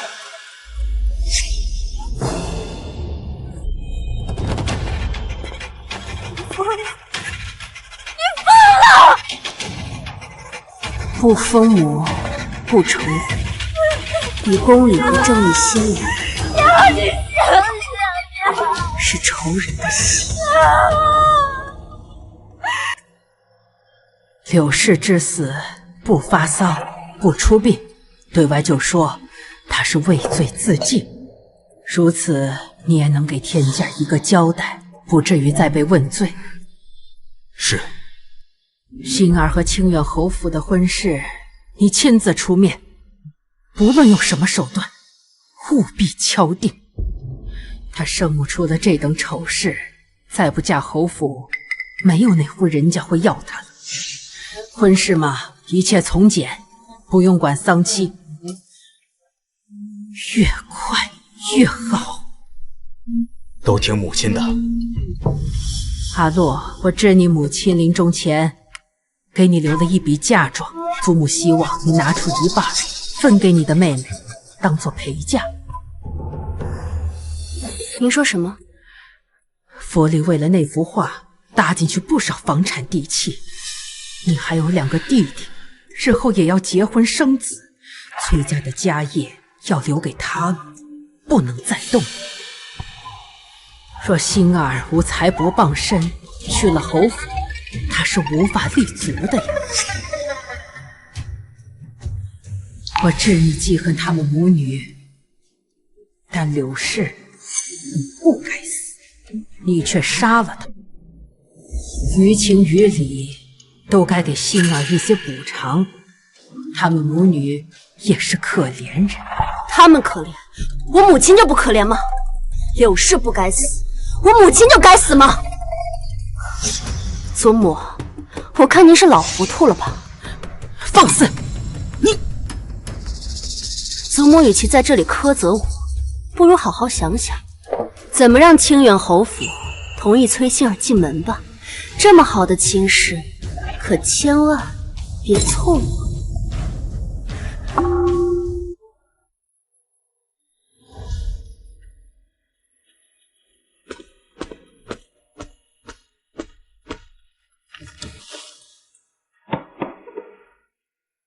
想什么呢？这么出神。三哥，给你的。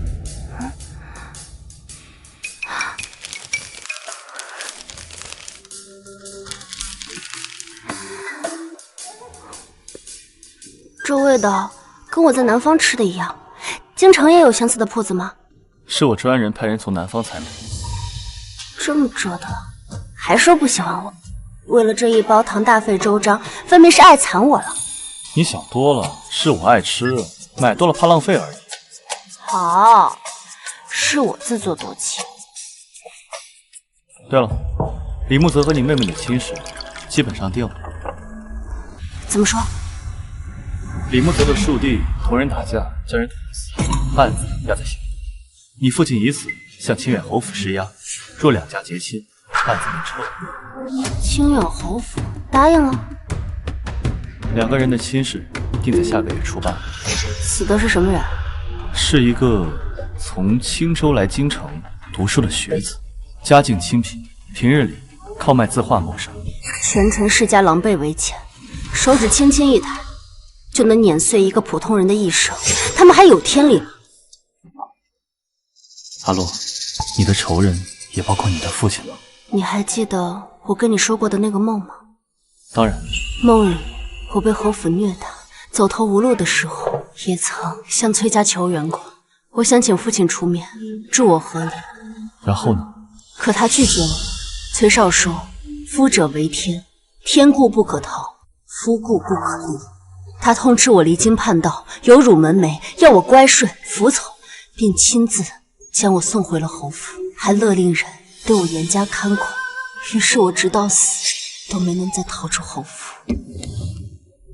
三哥，我无法不恨他，他亦是杀了我的凶手。按照我朝律法，子不弑父，弑父者判处斩刑，所以我不会杀他。但我信天理昭彰，报应不爽。崔府跟清远侯府缔结亲事，我这个做姐姐的虽给不了崔馨儿什么嫁妆，但我却想给前未婚夫李木泽送份大礼。他送太配。我还没说是什么呢，你这就吃醋了？我才没吃醋，我是怕你脑子坏了，做出什么糊涂事儿。比如，我想让他断子绝孙。你说什么？李木泽是侯府世子，也是清远侯府唯一的嫡子。他若有子嗣，爵位总能世袭。可他们身居高位，却欺压百姓，德不配位。我偏要他从此断子绝孙，要清远侯府从此朝不保夕。早说嘛！三哥的手下个个武功高强，这份礼物应该能把我送出去吧？管够！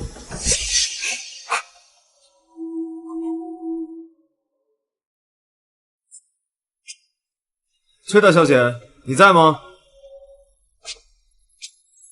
奇怪，明明是崔文洛传话让我过来，却不见他人影。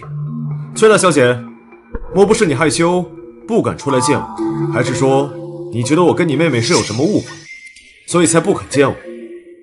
若是你改变主意，我愿意跟家里说明，不娶崔馨儿，改为娶你，可好？狗东西，跟我主子抢女人，打死你！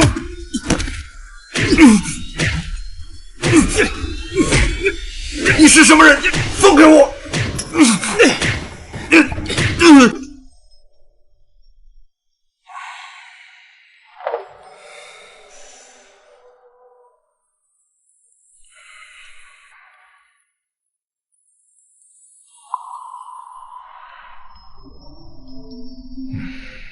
大夫，疼得厉害，可有方子呀？疼痛尚可缓解，但有件事，小人得让世子知道。快说吧。世子您以后恐怕无法人道，想要子嗣是不可能了。你在说什么？这不可能！一定是你这个庸医误诊、误判。小人所言句句属实，就算是大罗神仙下凡，也难治世子的病症。世子若日后想要延续香火，可以从旁支再过继个孩子。滚！你个庸医，你给我滚！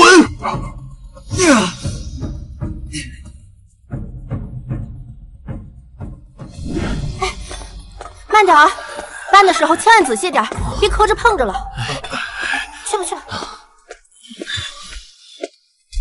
妹妹，这是在准备嫁妆吗？我听闻祖母先前本想在陪嫁礼中匀出一些给你，可谁知清点的时候却发现柳氏楼洞店卖了他老人家不少东西。祖母一气之下，把库房的锁都换了，就再也不肯给你任何贵重物品。依我看，你这箱子杂七杂八的加起来，也不值几个钱吧。裴文洛，你得意什么呀？我嫁妆再少，那我未来的夫君也是清远侯府的世子。等我成了世子夫人，再有了子嗣，就能袭爵，什么享百年。而你啊，永远都会被我踩在脚下。恭喜恭喜，那我拭目以待。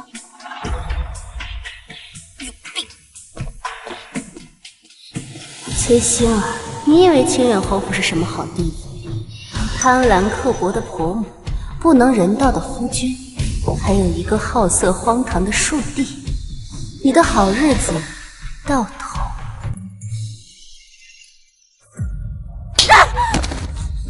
哼！婆母，儿媳今日刚进门，侯府不操办婚礼就算了，你怎么还动手打儿媳啊？你还好意思说？当初两家一亲的时候，是你母亲亲口允诺要给你准备5000两银子作为嫁妆。嫁妆呢？你带来的都是些什么东西？想用一箱子破烂货就换一个世子夫人的位置，崔家真是好盘算的。之前如果不是婆婆你咄咄逼人，非要那5000两，我母亲也不会犯下错事，因此惨死。如今银子没了，人也没了，你说这些还有什么用？同为崔家的女儿，你长姐富贵傍身，而你却如此寒酸。果然，不同娘养，名门望族的大家闺秀，岂能是那搔首弄姿的姨娘能比的？婆母，你怎么能这么说我母亲？你可心当口德吧！第一日进门的心腹，就敢如此顶撞婆母。既然你不懂什么是规矩，那我便让府里的下人好好教教你什么叫规矩。你在此看着，没有我的允许，不准起来。是。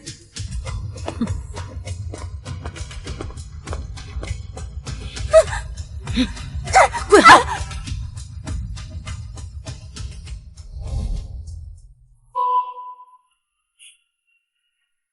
今早我也送了李木子一份大礼。你又送了什么？我将他绝子无嗣的消息透露给了他庶弟。你这是想让他们兄弟反目？我朝袭爵制度森严，若嫡子无直系子嗣，便失去了袭爵的先天条件，可由家中庶子按照长幼秩序继承。侯夫人只有李木泽一个儿子，若确定无后，便失去了袭爵的资格。平日里李木泽和他的庶弟关系并不融洽，这一次他的庶弟有资格踩在嫡兄长的头上，他又岂会放过？三哥，没想到你是黑心芝麻丸呀！你要坏，我这是近朱者赤，近墨者黑，被你带坏了。在你的梦里，他们这么欺负你，我又岂能这么轻易放过他们？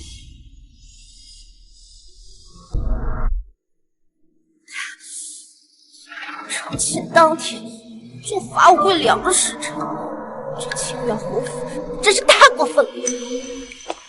父亲，你终于回来了，仙儿都等你好久了。我跟你说，今日婆母当着下人的面为难我，还打了我一巴掌，实在太过分了。娘教训你，那是天经地义。你要是不满，不如自请下堂，滚回你的崔府去。我不是那个意思，我以后不说就是了。夫君，今日是我们的新婚之夜，我替你宽衣吧，我们好好温习。行了，什么洞房花烛夜，我没那个兴趣。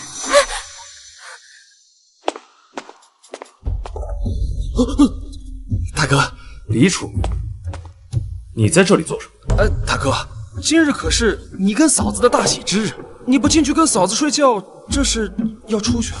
我做什么，还轮不到你一个庶子指手画脚。这里是我的院子，你却在这里侧耳旁听，你还有没有规矩？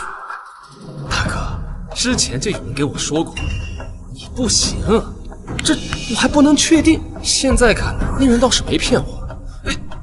你说什么？大哥，你就承认吧，你被人给打坏了，已经不能给侯府传宗接代了。与其放任这么美的嫂子独守空房，你不如把她让给我呀。哎，你说，要是父亲和皇上知道你已经绝嗣了，这清远侯府的世子能让你做吗？你在胡说什么？我行得很，怎么可能绝嗣？大哥，这子嗣可骗不了人的。你说这1年2年的，你还能搪塞遮掩？那3年5年呢？你能遮掩得过去吗？我说是你，就趁早让位，别占着茅坑不拉屎。你给我滚！要是再敢胡说八道，割了你的舌头！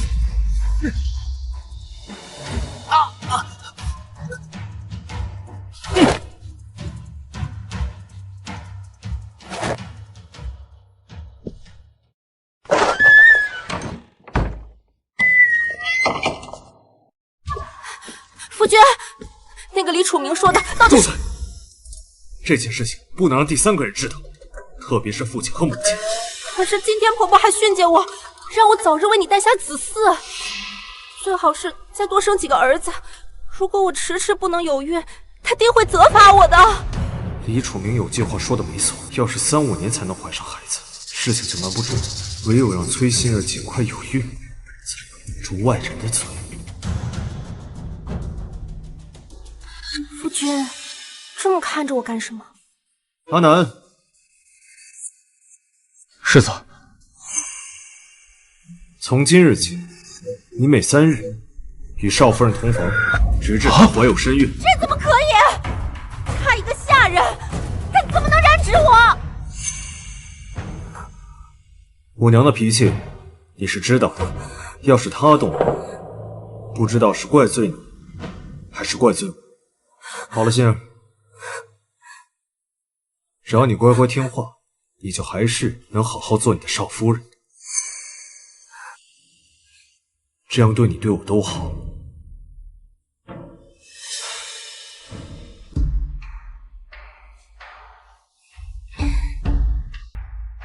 祖母，父亲，怎么就你一个人呐？今日是你回门，怎么世子没跟你回来？啊，夫君，他另有要事要处理，抽不开身。坐吧。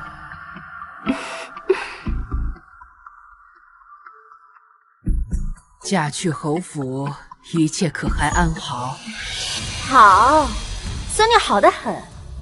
祖母您不知道，婆母啊对我非常的满意，夫君更是对我体贴入微，还说以后都不打算纳妾了，从今以后都只有我一个正头夫人呢。哦，世子还有这般深情，着实让人意外呀。可不是嘛，祖母，您是知道的，从小到大，孙女都是一个有福气的人。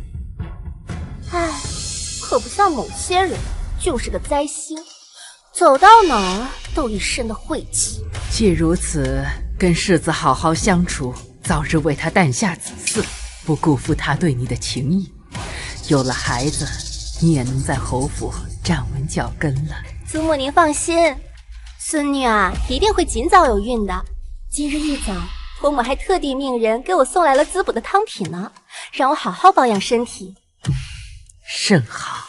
那妹妹可要好好滋补，不要辜负了侯夫人一片心意。我看您那婆母好像不是很好相处的样子，若是太久没怀孕啊，她怕是要找你麻烦。你放心，我呀很快就要有好消息了。我的儿子以后可是要袭爵的。好，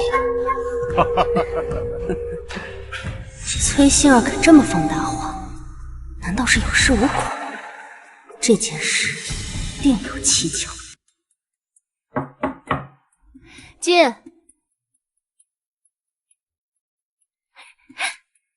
三哥。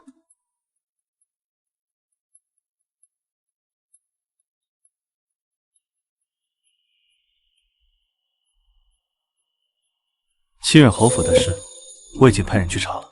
怎么说？说说吧，都查到什么了？崔大小姐，昨天属下带人去夜访侯府，发现李木泽的院子里一到晚上就不让下人伺候，只留一个小厮在身旁。崔馨儿是女子，身边应当由婢女照顾才行，只有一个小厮，行动多有不便。是，属下也觉得蹊跷，所以就多留了一会，看到了难以置信的恍惚。快说快说！啊，就寝的时候，那个小厮进了崔馨儿的婚房里面，但是世子李木泽进了隔壁的屋子里。你是说同崔馨儿圆房的人不是李木泽，是李木泽身边的小厮？是。李木泽默许了他们这样做，还主动给他们腾位置。他应该不是默许，而是主导这件事。一旦崔馨儿有孕，他不能人道的事，即便被外人听到，也会觉得是胡诌。哪怕这个孩子不是他的血脉，也占了侯府嫡孙的身份，袭爵一事就轮不到他的庶弟，或者是其他的旁支兄弟子侄。待到事成之后，再将小厮杀掉，这件事便会被满天晕。难怪崔馨儿连这么荒唐的做法都能答应。为了保全世子跟世子夫人的身份，这对狗男女还真是无所不用其极。你这又是在打什么鬼主意？像我这样正义凛然的大善人，怎么可能眼睁睁地看着心怀不轨的人恶意混淆侯府的血脉呢？滋事体大，我当然得好好的提醒提醒侯夫人才行。老夫人，崔家大小姐有要事想要见您。崔家大小姐崔文洛？是。这么晚她来干什么？进来吧。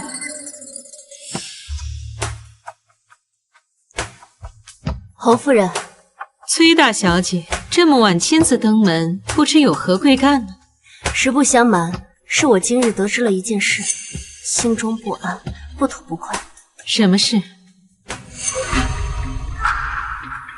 侯夫人还是把周围的手下隐退了好，不然这事让外人知道了，恐对侯府不利。难道你要说的事情是与我侯府有关？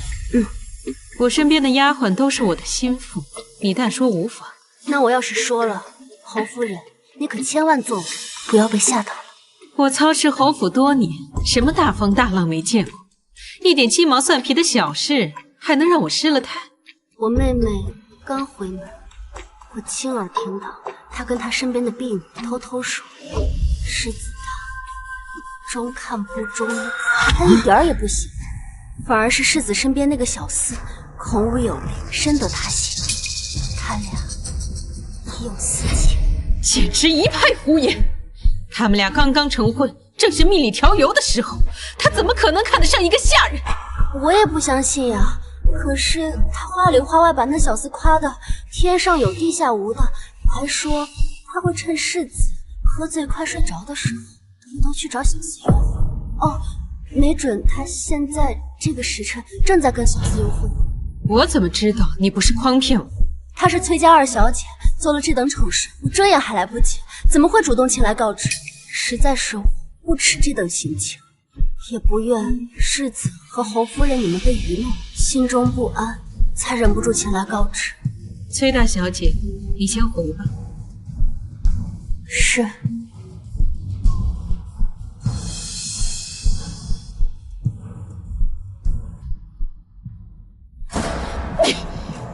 来人，陪我去世子院子里看看，我倒要看看这个崔心儿到底有没有背叛我儿。是。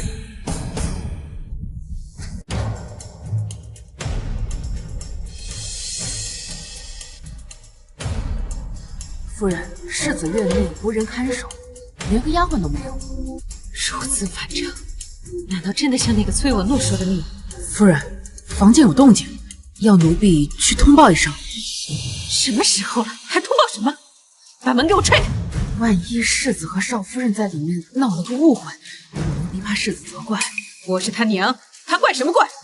就是要怪，也该去怪崔文洛。闪开！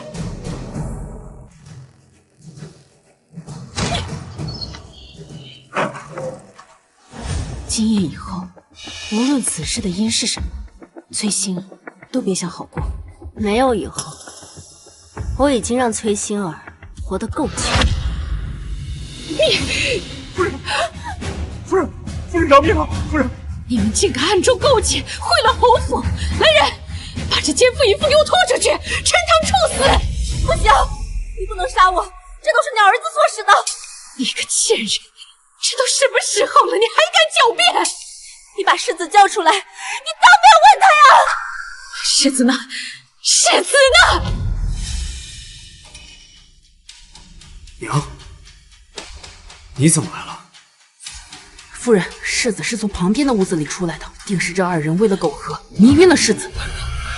你看看你娶回来的媳妇儿，竟与你身边的小厮搞在一起，他们这样对你，那简直是丧尽天良啊！世子爷，世子爷，你要为我做主啊！我都是凭你的命令行事，世子爷。一派胡言！我儿怎会做出如此糊涂之事？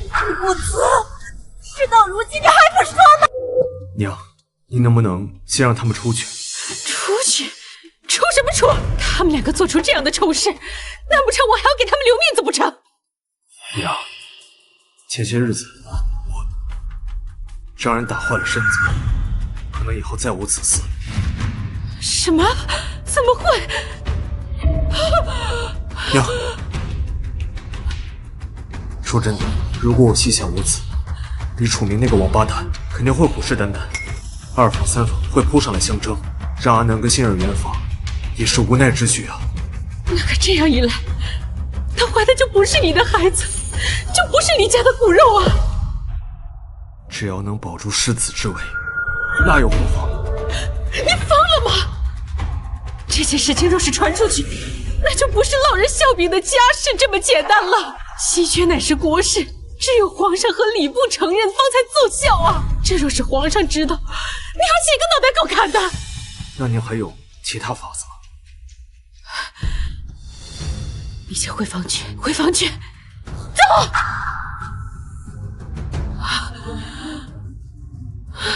来人，把阿南给我关进柴房！夫人饶命！夫人饶命啊！饶命啊！这一崔希儿，先把他给我锁在房间，不准他出去。待我想到对策，我再来处置他。看是。不行，不行，你们不能这么对我！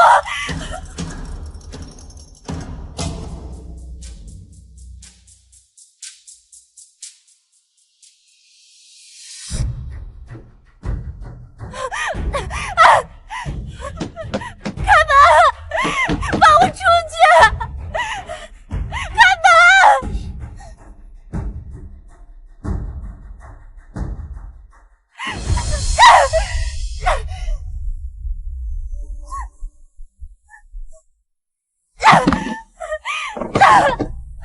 混蛋！混蛋！混蛋！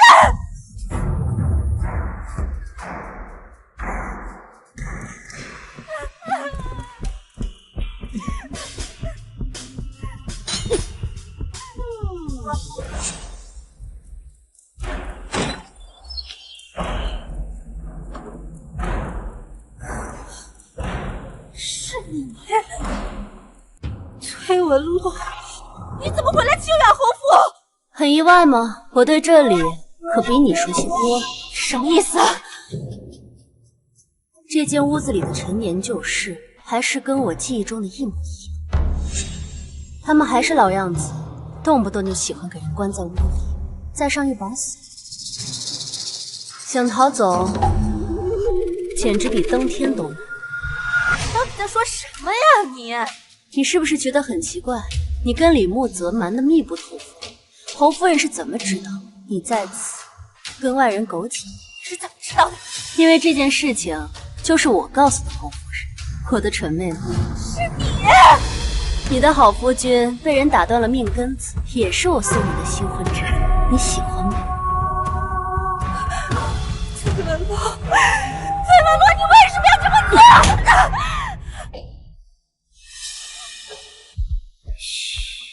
我话还没说完呢。在我母亲后院的那些白骨，也是我找人亲手取来的。还有李慕泽在春日宴上的那幅画像，也是我找人故意栽赃的。至于皇上给崔家的那幅松柏鹤寿图，你不会当真以为市面上有人敢随意买卖皇上的木头吧？那也是你设计的。是啊，崔府的地契房契，如今多数都在我的手上。崔少跟柳氏汲汲营营半辈子，竟如此不堪一击，你不觉得可笑吗？我母亲也是被你杀死的，这世界上怎么会有你这样的人？你简直比鬼还可怕！那你怎么知道我不是地狱里爬上来的鬼呢？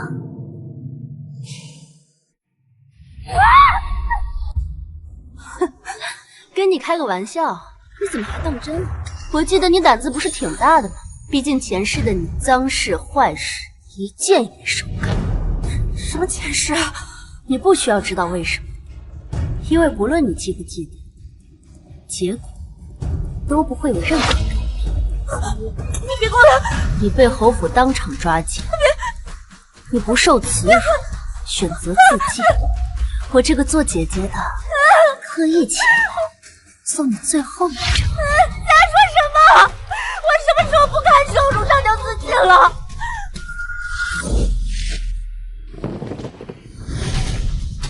今夜，此时。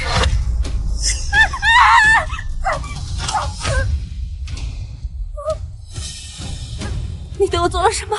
我为什么动不了了？点了你的马血，崔二小姐，下辈子投胎记得做个好人。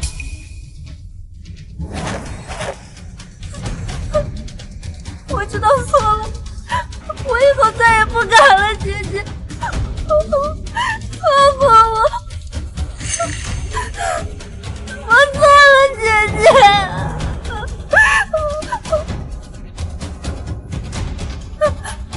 我错了，姐姐不要，我知道错了，姐姐你放过我，我以后再也不。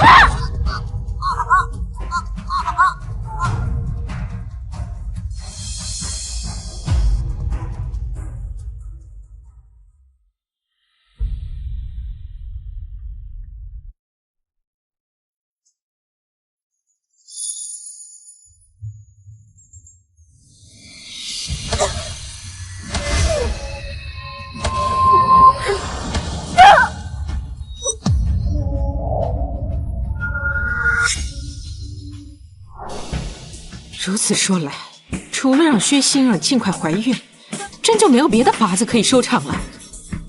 娘，你放心，让馨儿怀上身孕，我就派人杀了阿南，此事应该是最有且了。待会儿你就把崔馨儿给放出来，同她讲清楚利弊。崔馨儿不会再来了。崔大小姐姐还在我侯府未回去，今夜清远侯府这么热闹，我岂能错过？你竟然还敢！上次你约我出去，途中暗算我，这笔账还没跟你算呢。世子是不是误会什么了？我与你素不相识，怎会单独约你？你搞错了吧？不过眼下，我的确有件事情要跟清远侯府算。我的妹妹崔馨儿被你们侯府伤害，悬梁自尽了。侯府是不是应该给我们崔家一个交代？你说什么？崔馨儿死了？夫人，世子，不好了，少夫人她自缢身亡了。娘，她怎么会死呢？现在走吧。他是与人同奸而死的，与我侯府有何干？侯夫人，我还在这儿呢，你竟敢当着我面睁眼说瞎话吗？我的妹妹崔馨儿就是被你们给逼死的。你的儿子不能人道，你就强迫他与小厮苟合。事情败露之后，你们却翻脸不认人，活活逼死了清远侯府，丧尽天良。殿下，崔大小姐简直就是我现在最敬佩的人。你看啊，人是她杀的，现在责任还推得干干净净，侯府还得背锅。怎么能说是背锅呢？明明是他们欠的。行，您说的都对。崔大小姐，今日的祸端难道不是你带来的吗？到底还想怎样？我来探望我的妹妹，竟被你们说成是祸端。那好，我现在就回去告诉我父亲，定与你们侯府不死不休。你走。是。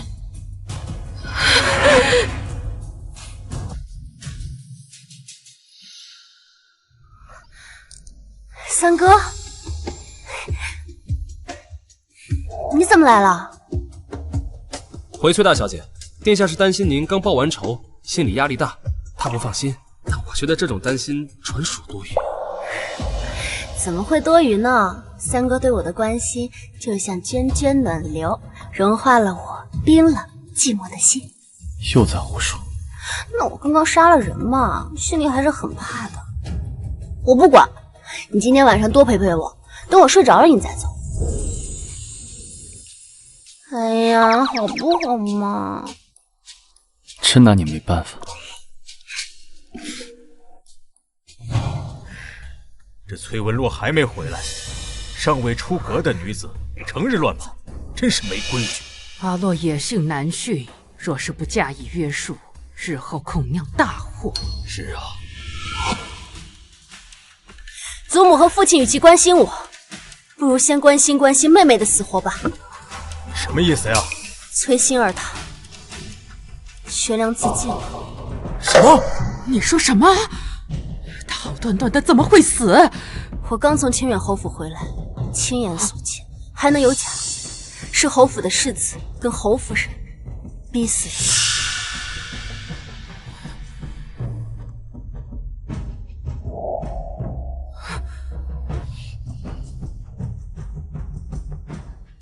事情的经过就是这样。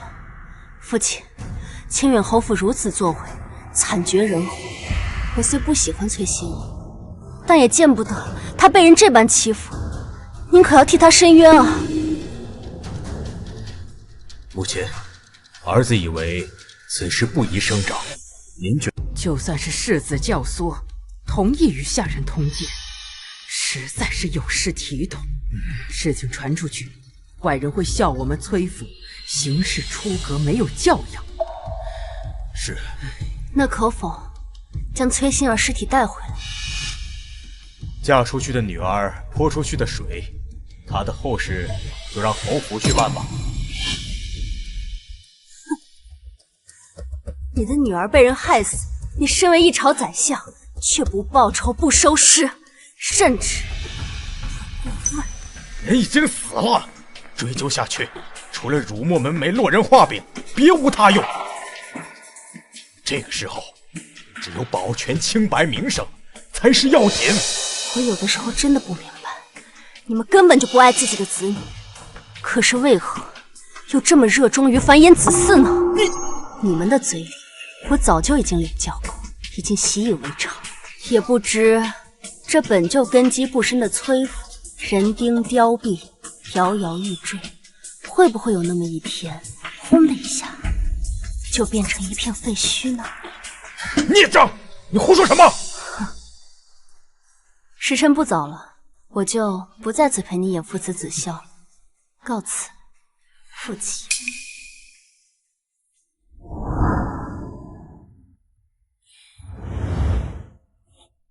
三哥，怎么了？我在想崔馨儿，当然不是后悔杀他，他对我的所作所为，我把他千刀万剐100遍都不会手软。我在想，不管是我还是他，一条命，在父亲跟祖母的心里都没有名声重要。若真爱惜自己的羽毛，为什么轮到自己的时候，就徇私枉法，草菅人命了呢？他定是不会如你所愿，去找清远侯府的麻烦。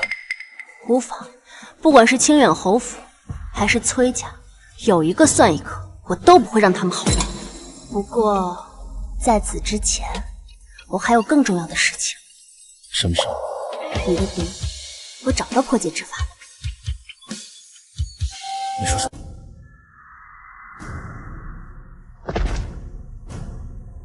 贼臣文旭见过陈王殿下。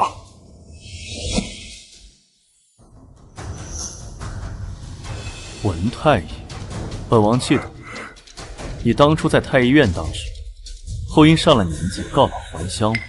我从一开始就怀疑是太医院的人下的毒，所以让千机阁重点排查那些年离开京城的太医。此人终于找到了。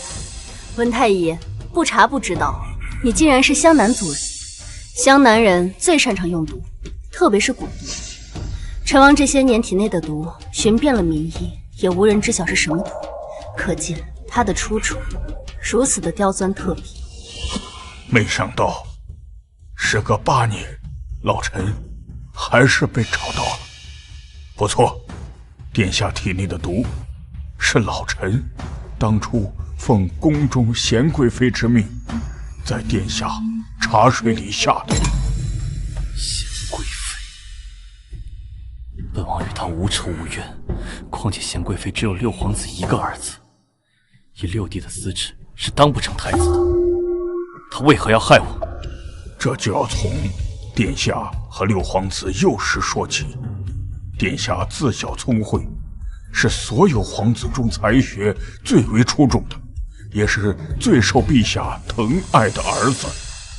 而六皇子就恰恰相反，是受到责骂最多的那个。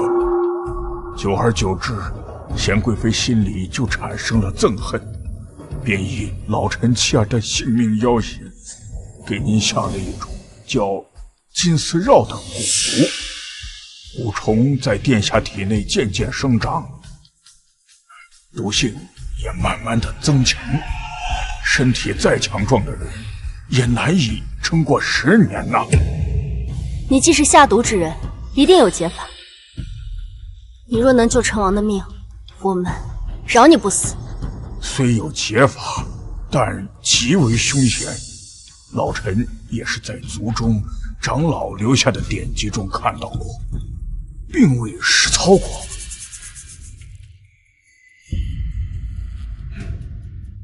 起来说吧。谢殿下。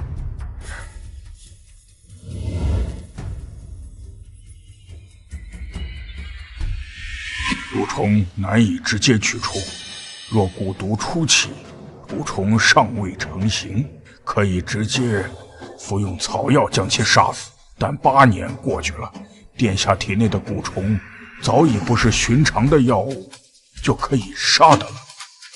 若能让另一只蛊也进入殿下的体内，两蛊相争，必有一死一伤。届时再服用药物，就能将其弄死了。陈王体内的蛊已长达8年，你再下另一只，又该如何追赶这8年的时间呢？我欲给王爷下的另一只蛊，名叫金蚕蛊，它一日生长进程，就能赶得上金丝绕1年的进程，并且此蛊好斗，不死不休。如果运气好的话，说不定2只蛊能同归于尽。那你说的解法极其凶险是什么意思啊？殿下被金丝绕折磨了8年，身体早已亏空，若两蛊在体内缠斗，这个过程他未必能承受得起。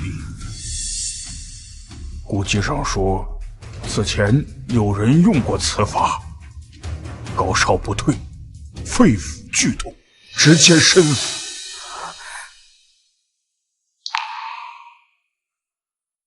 既然有办法，那就试试看吧。三哥，温太医是你吃重金，费尽千辛万苦找到的，我也跟你一样，不想留有遗憾。且看命运会不会眷顾我这一次。殿下，请吧。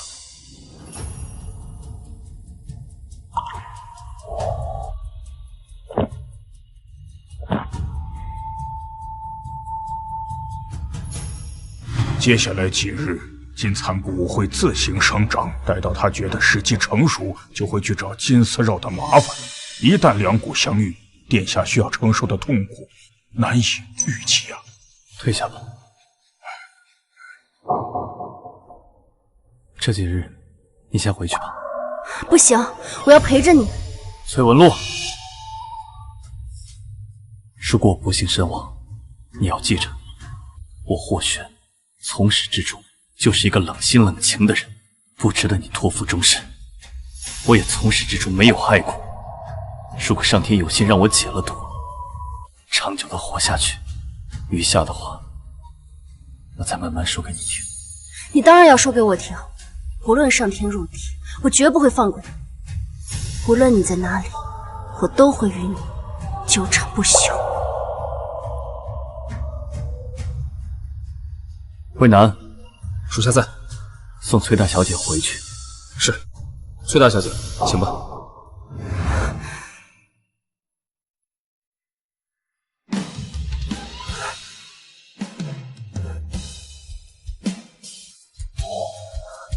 听话，就当是为了让我安心。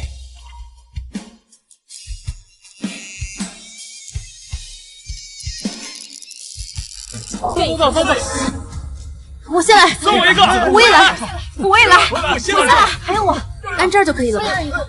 我愿意作证，我也加入。等这一天等好久。一起来，惩罚，一起。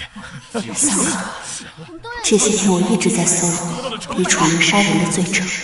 崔少受以刑不包庇元凶，有目共睹，待来日正宫成堂，必有回响。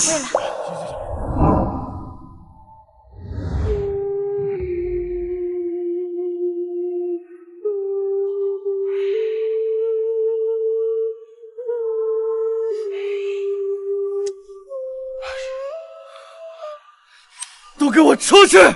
出去！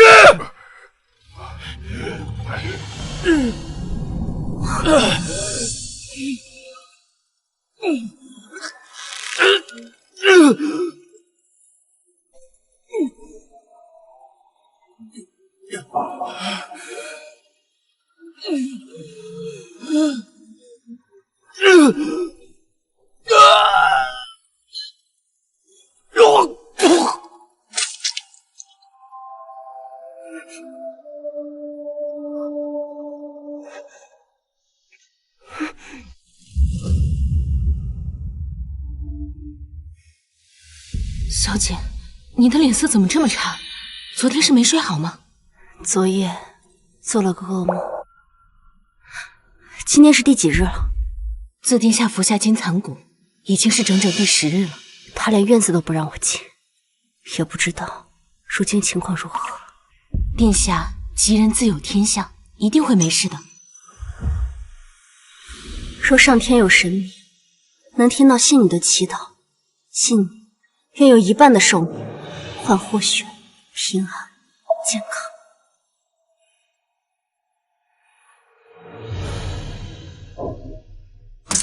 若是有神明，刚才你的话一定不可作数。童言无忌，不可当真。三哥，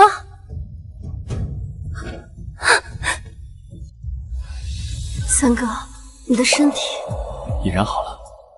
文太医替我诊断过，蛊虫已死，剩下的蛊毒慢慢清除便好。往后细心调养，便可康复。太好了。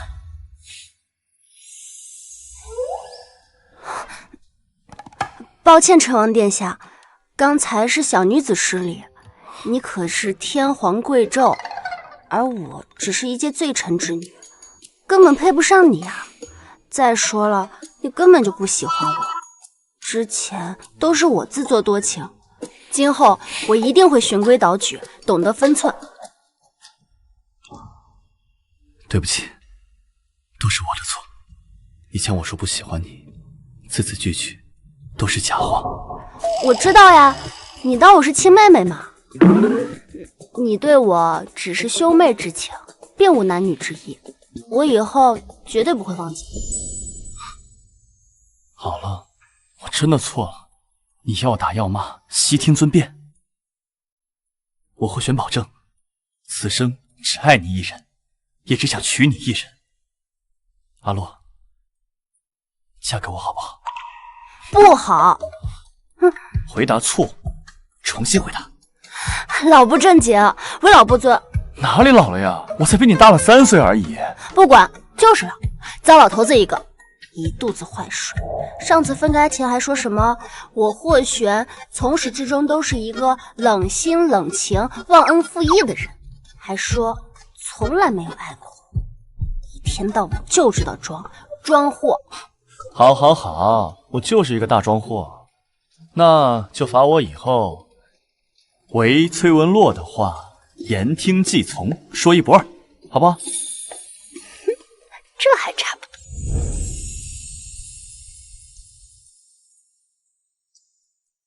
崔文洛，那我再问你一遍，嫁给我。好，就算死亡，也不能将我们分开。三哥，宣陈王崔文洛觐见。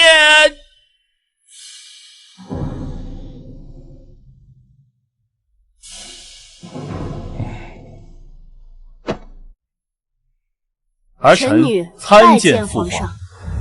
本王，你大病初愈，不必多礼，快平身吧。崔文洛，你也平身吧。谢皇上。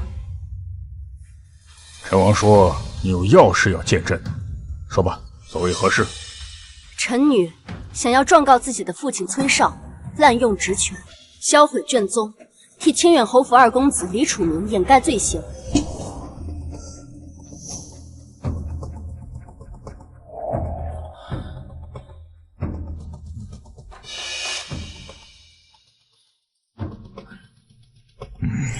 这是一份陈情书，上面详细记载了案发时李楚明行凶的经过，同行的人皆可作证。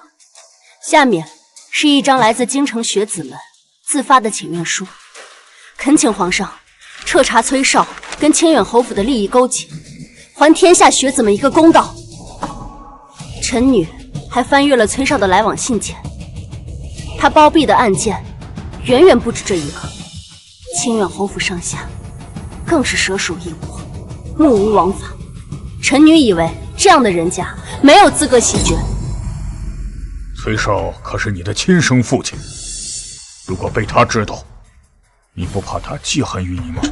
我的母亲出生于建江何氏，外祖父曾说，官之事民如土芥，则民视官如寇仇。崔绍为官不仁，不配为相。臣女的身体流着何家的血，无法视而不见。好一句，官之事民如土芥，则民视官如寇仇。当年啊，你的外祖父曾给朕做过帝师，你的性子倒是跟他十分相像。好，朕今日就收了这请愿书，一定会彻查到底。多谢皇上。陈王，儿臣在。你为什么总是盯着崔文洛脸上看？他脸上有什么东西吗？父皇，儿臣今日也有一事相求。你又有何事？父皇，儿臣想娶崔文洛为妻，求父皇赐崔文洛为陈王。若崔绍无罪，她是丞相之女，陈王妃她倒是做的。可如今崔绍涉案，前途未定，若崔绍获罪，你还要娶她吗？如果没有崔文洛，儿臣也就没有了求生的信念。无论他是高门贵女，还是平民百姓，只要他是崔文洛，儿臣便只想娶她为妻。好，朕知道了，你先退下吧。父皇，你还没答应儿臣呢。皇子娶亲乃是国之大事，岂能随随便便就应允你？可是，好了，殿下，崔大小姐，请吧。儿臣告退。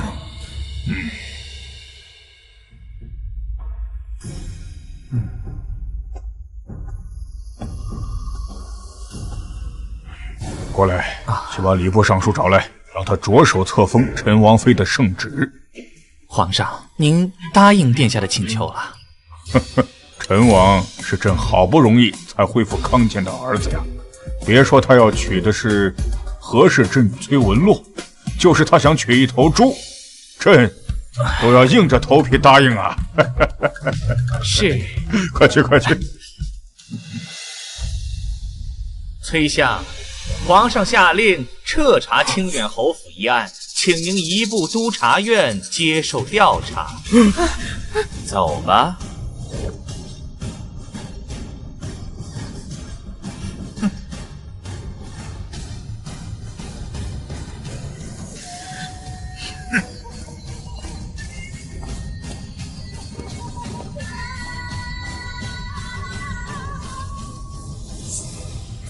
不敬父，有违伦常。崔文洛，自你进京，崔家就被你搞得天翻地覆。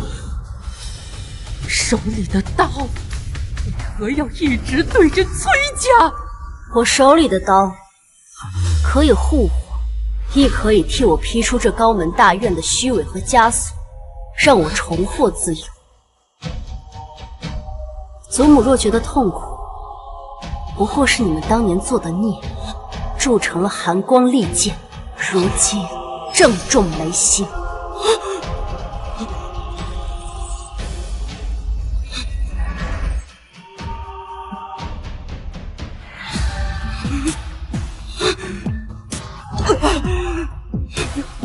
前尘旧恨昭许，爱人得以重逢。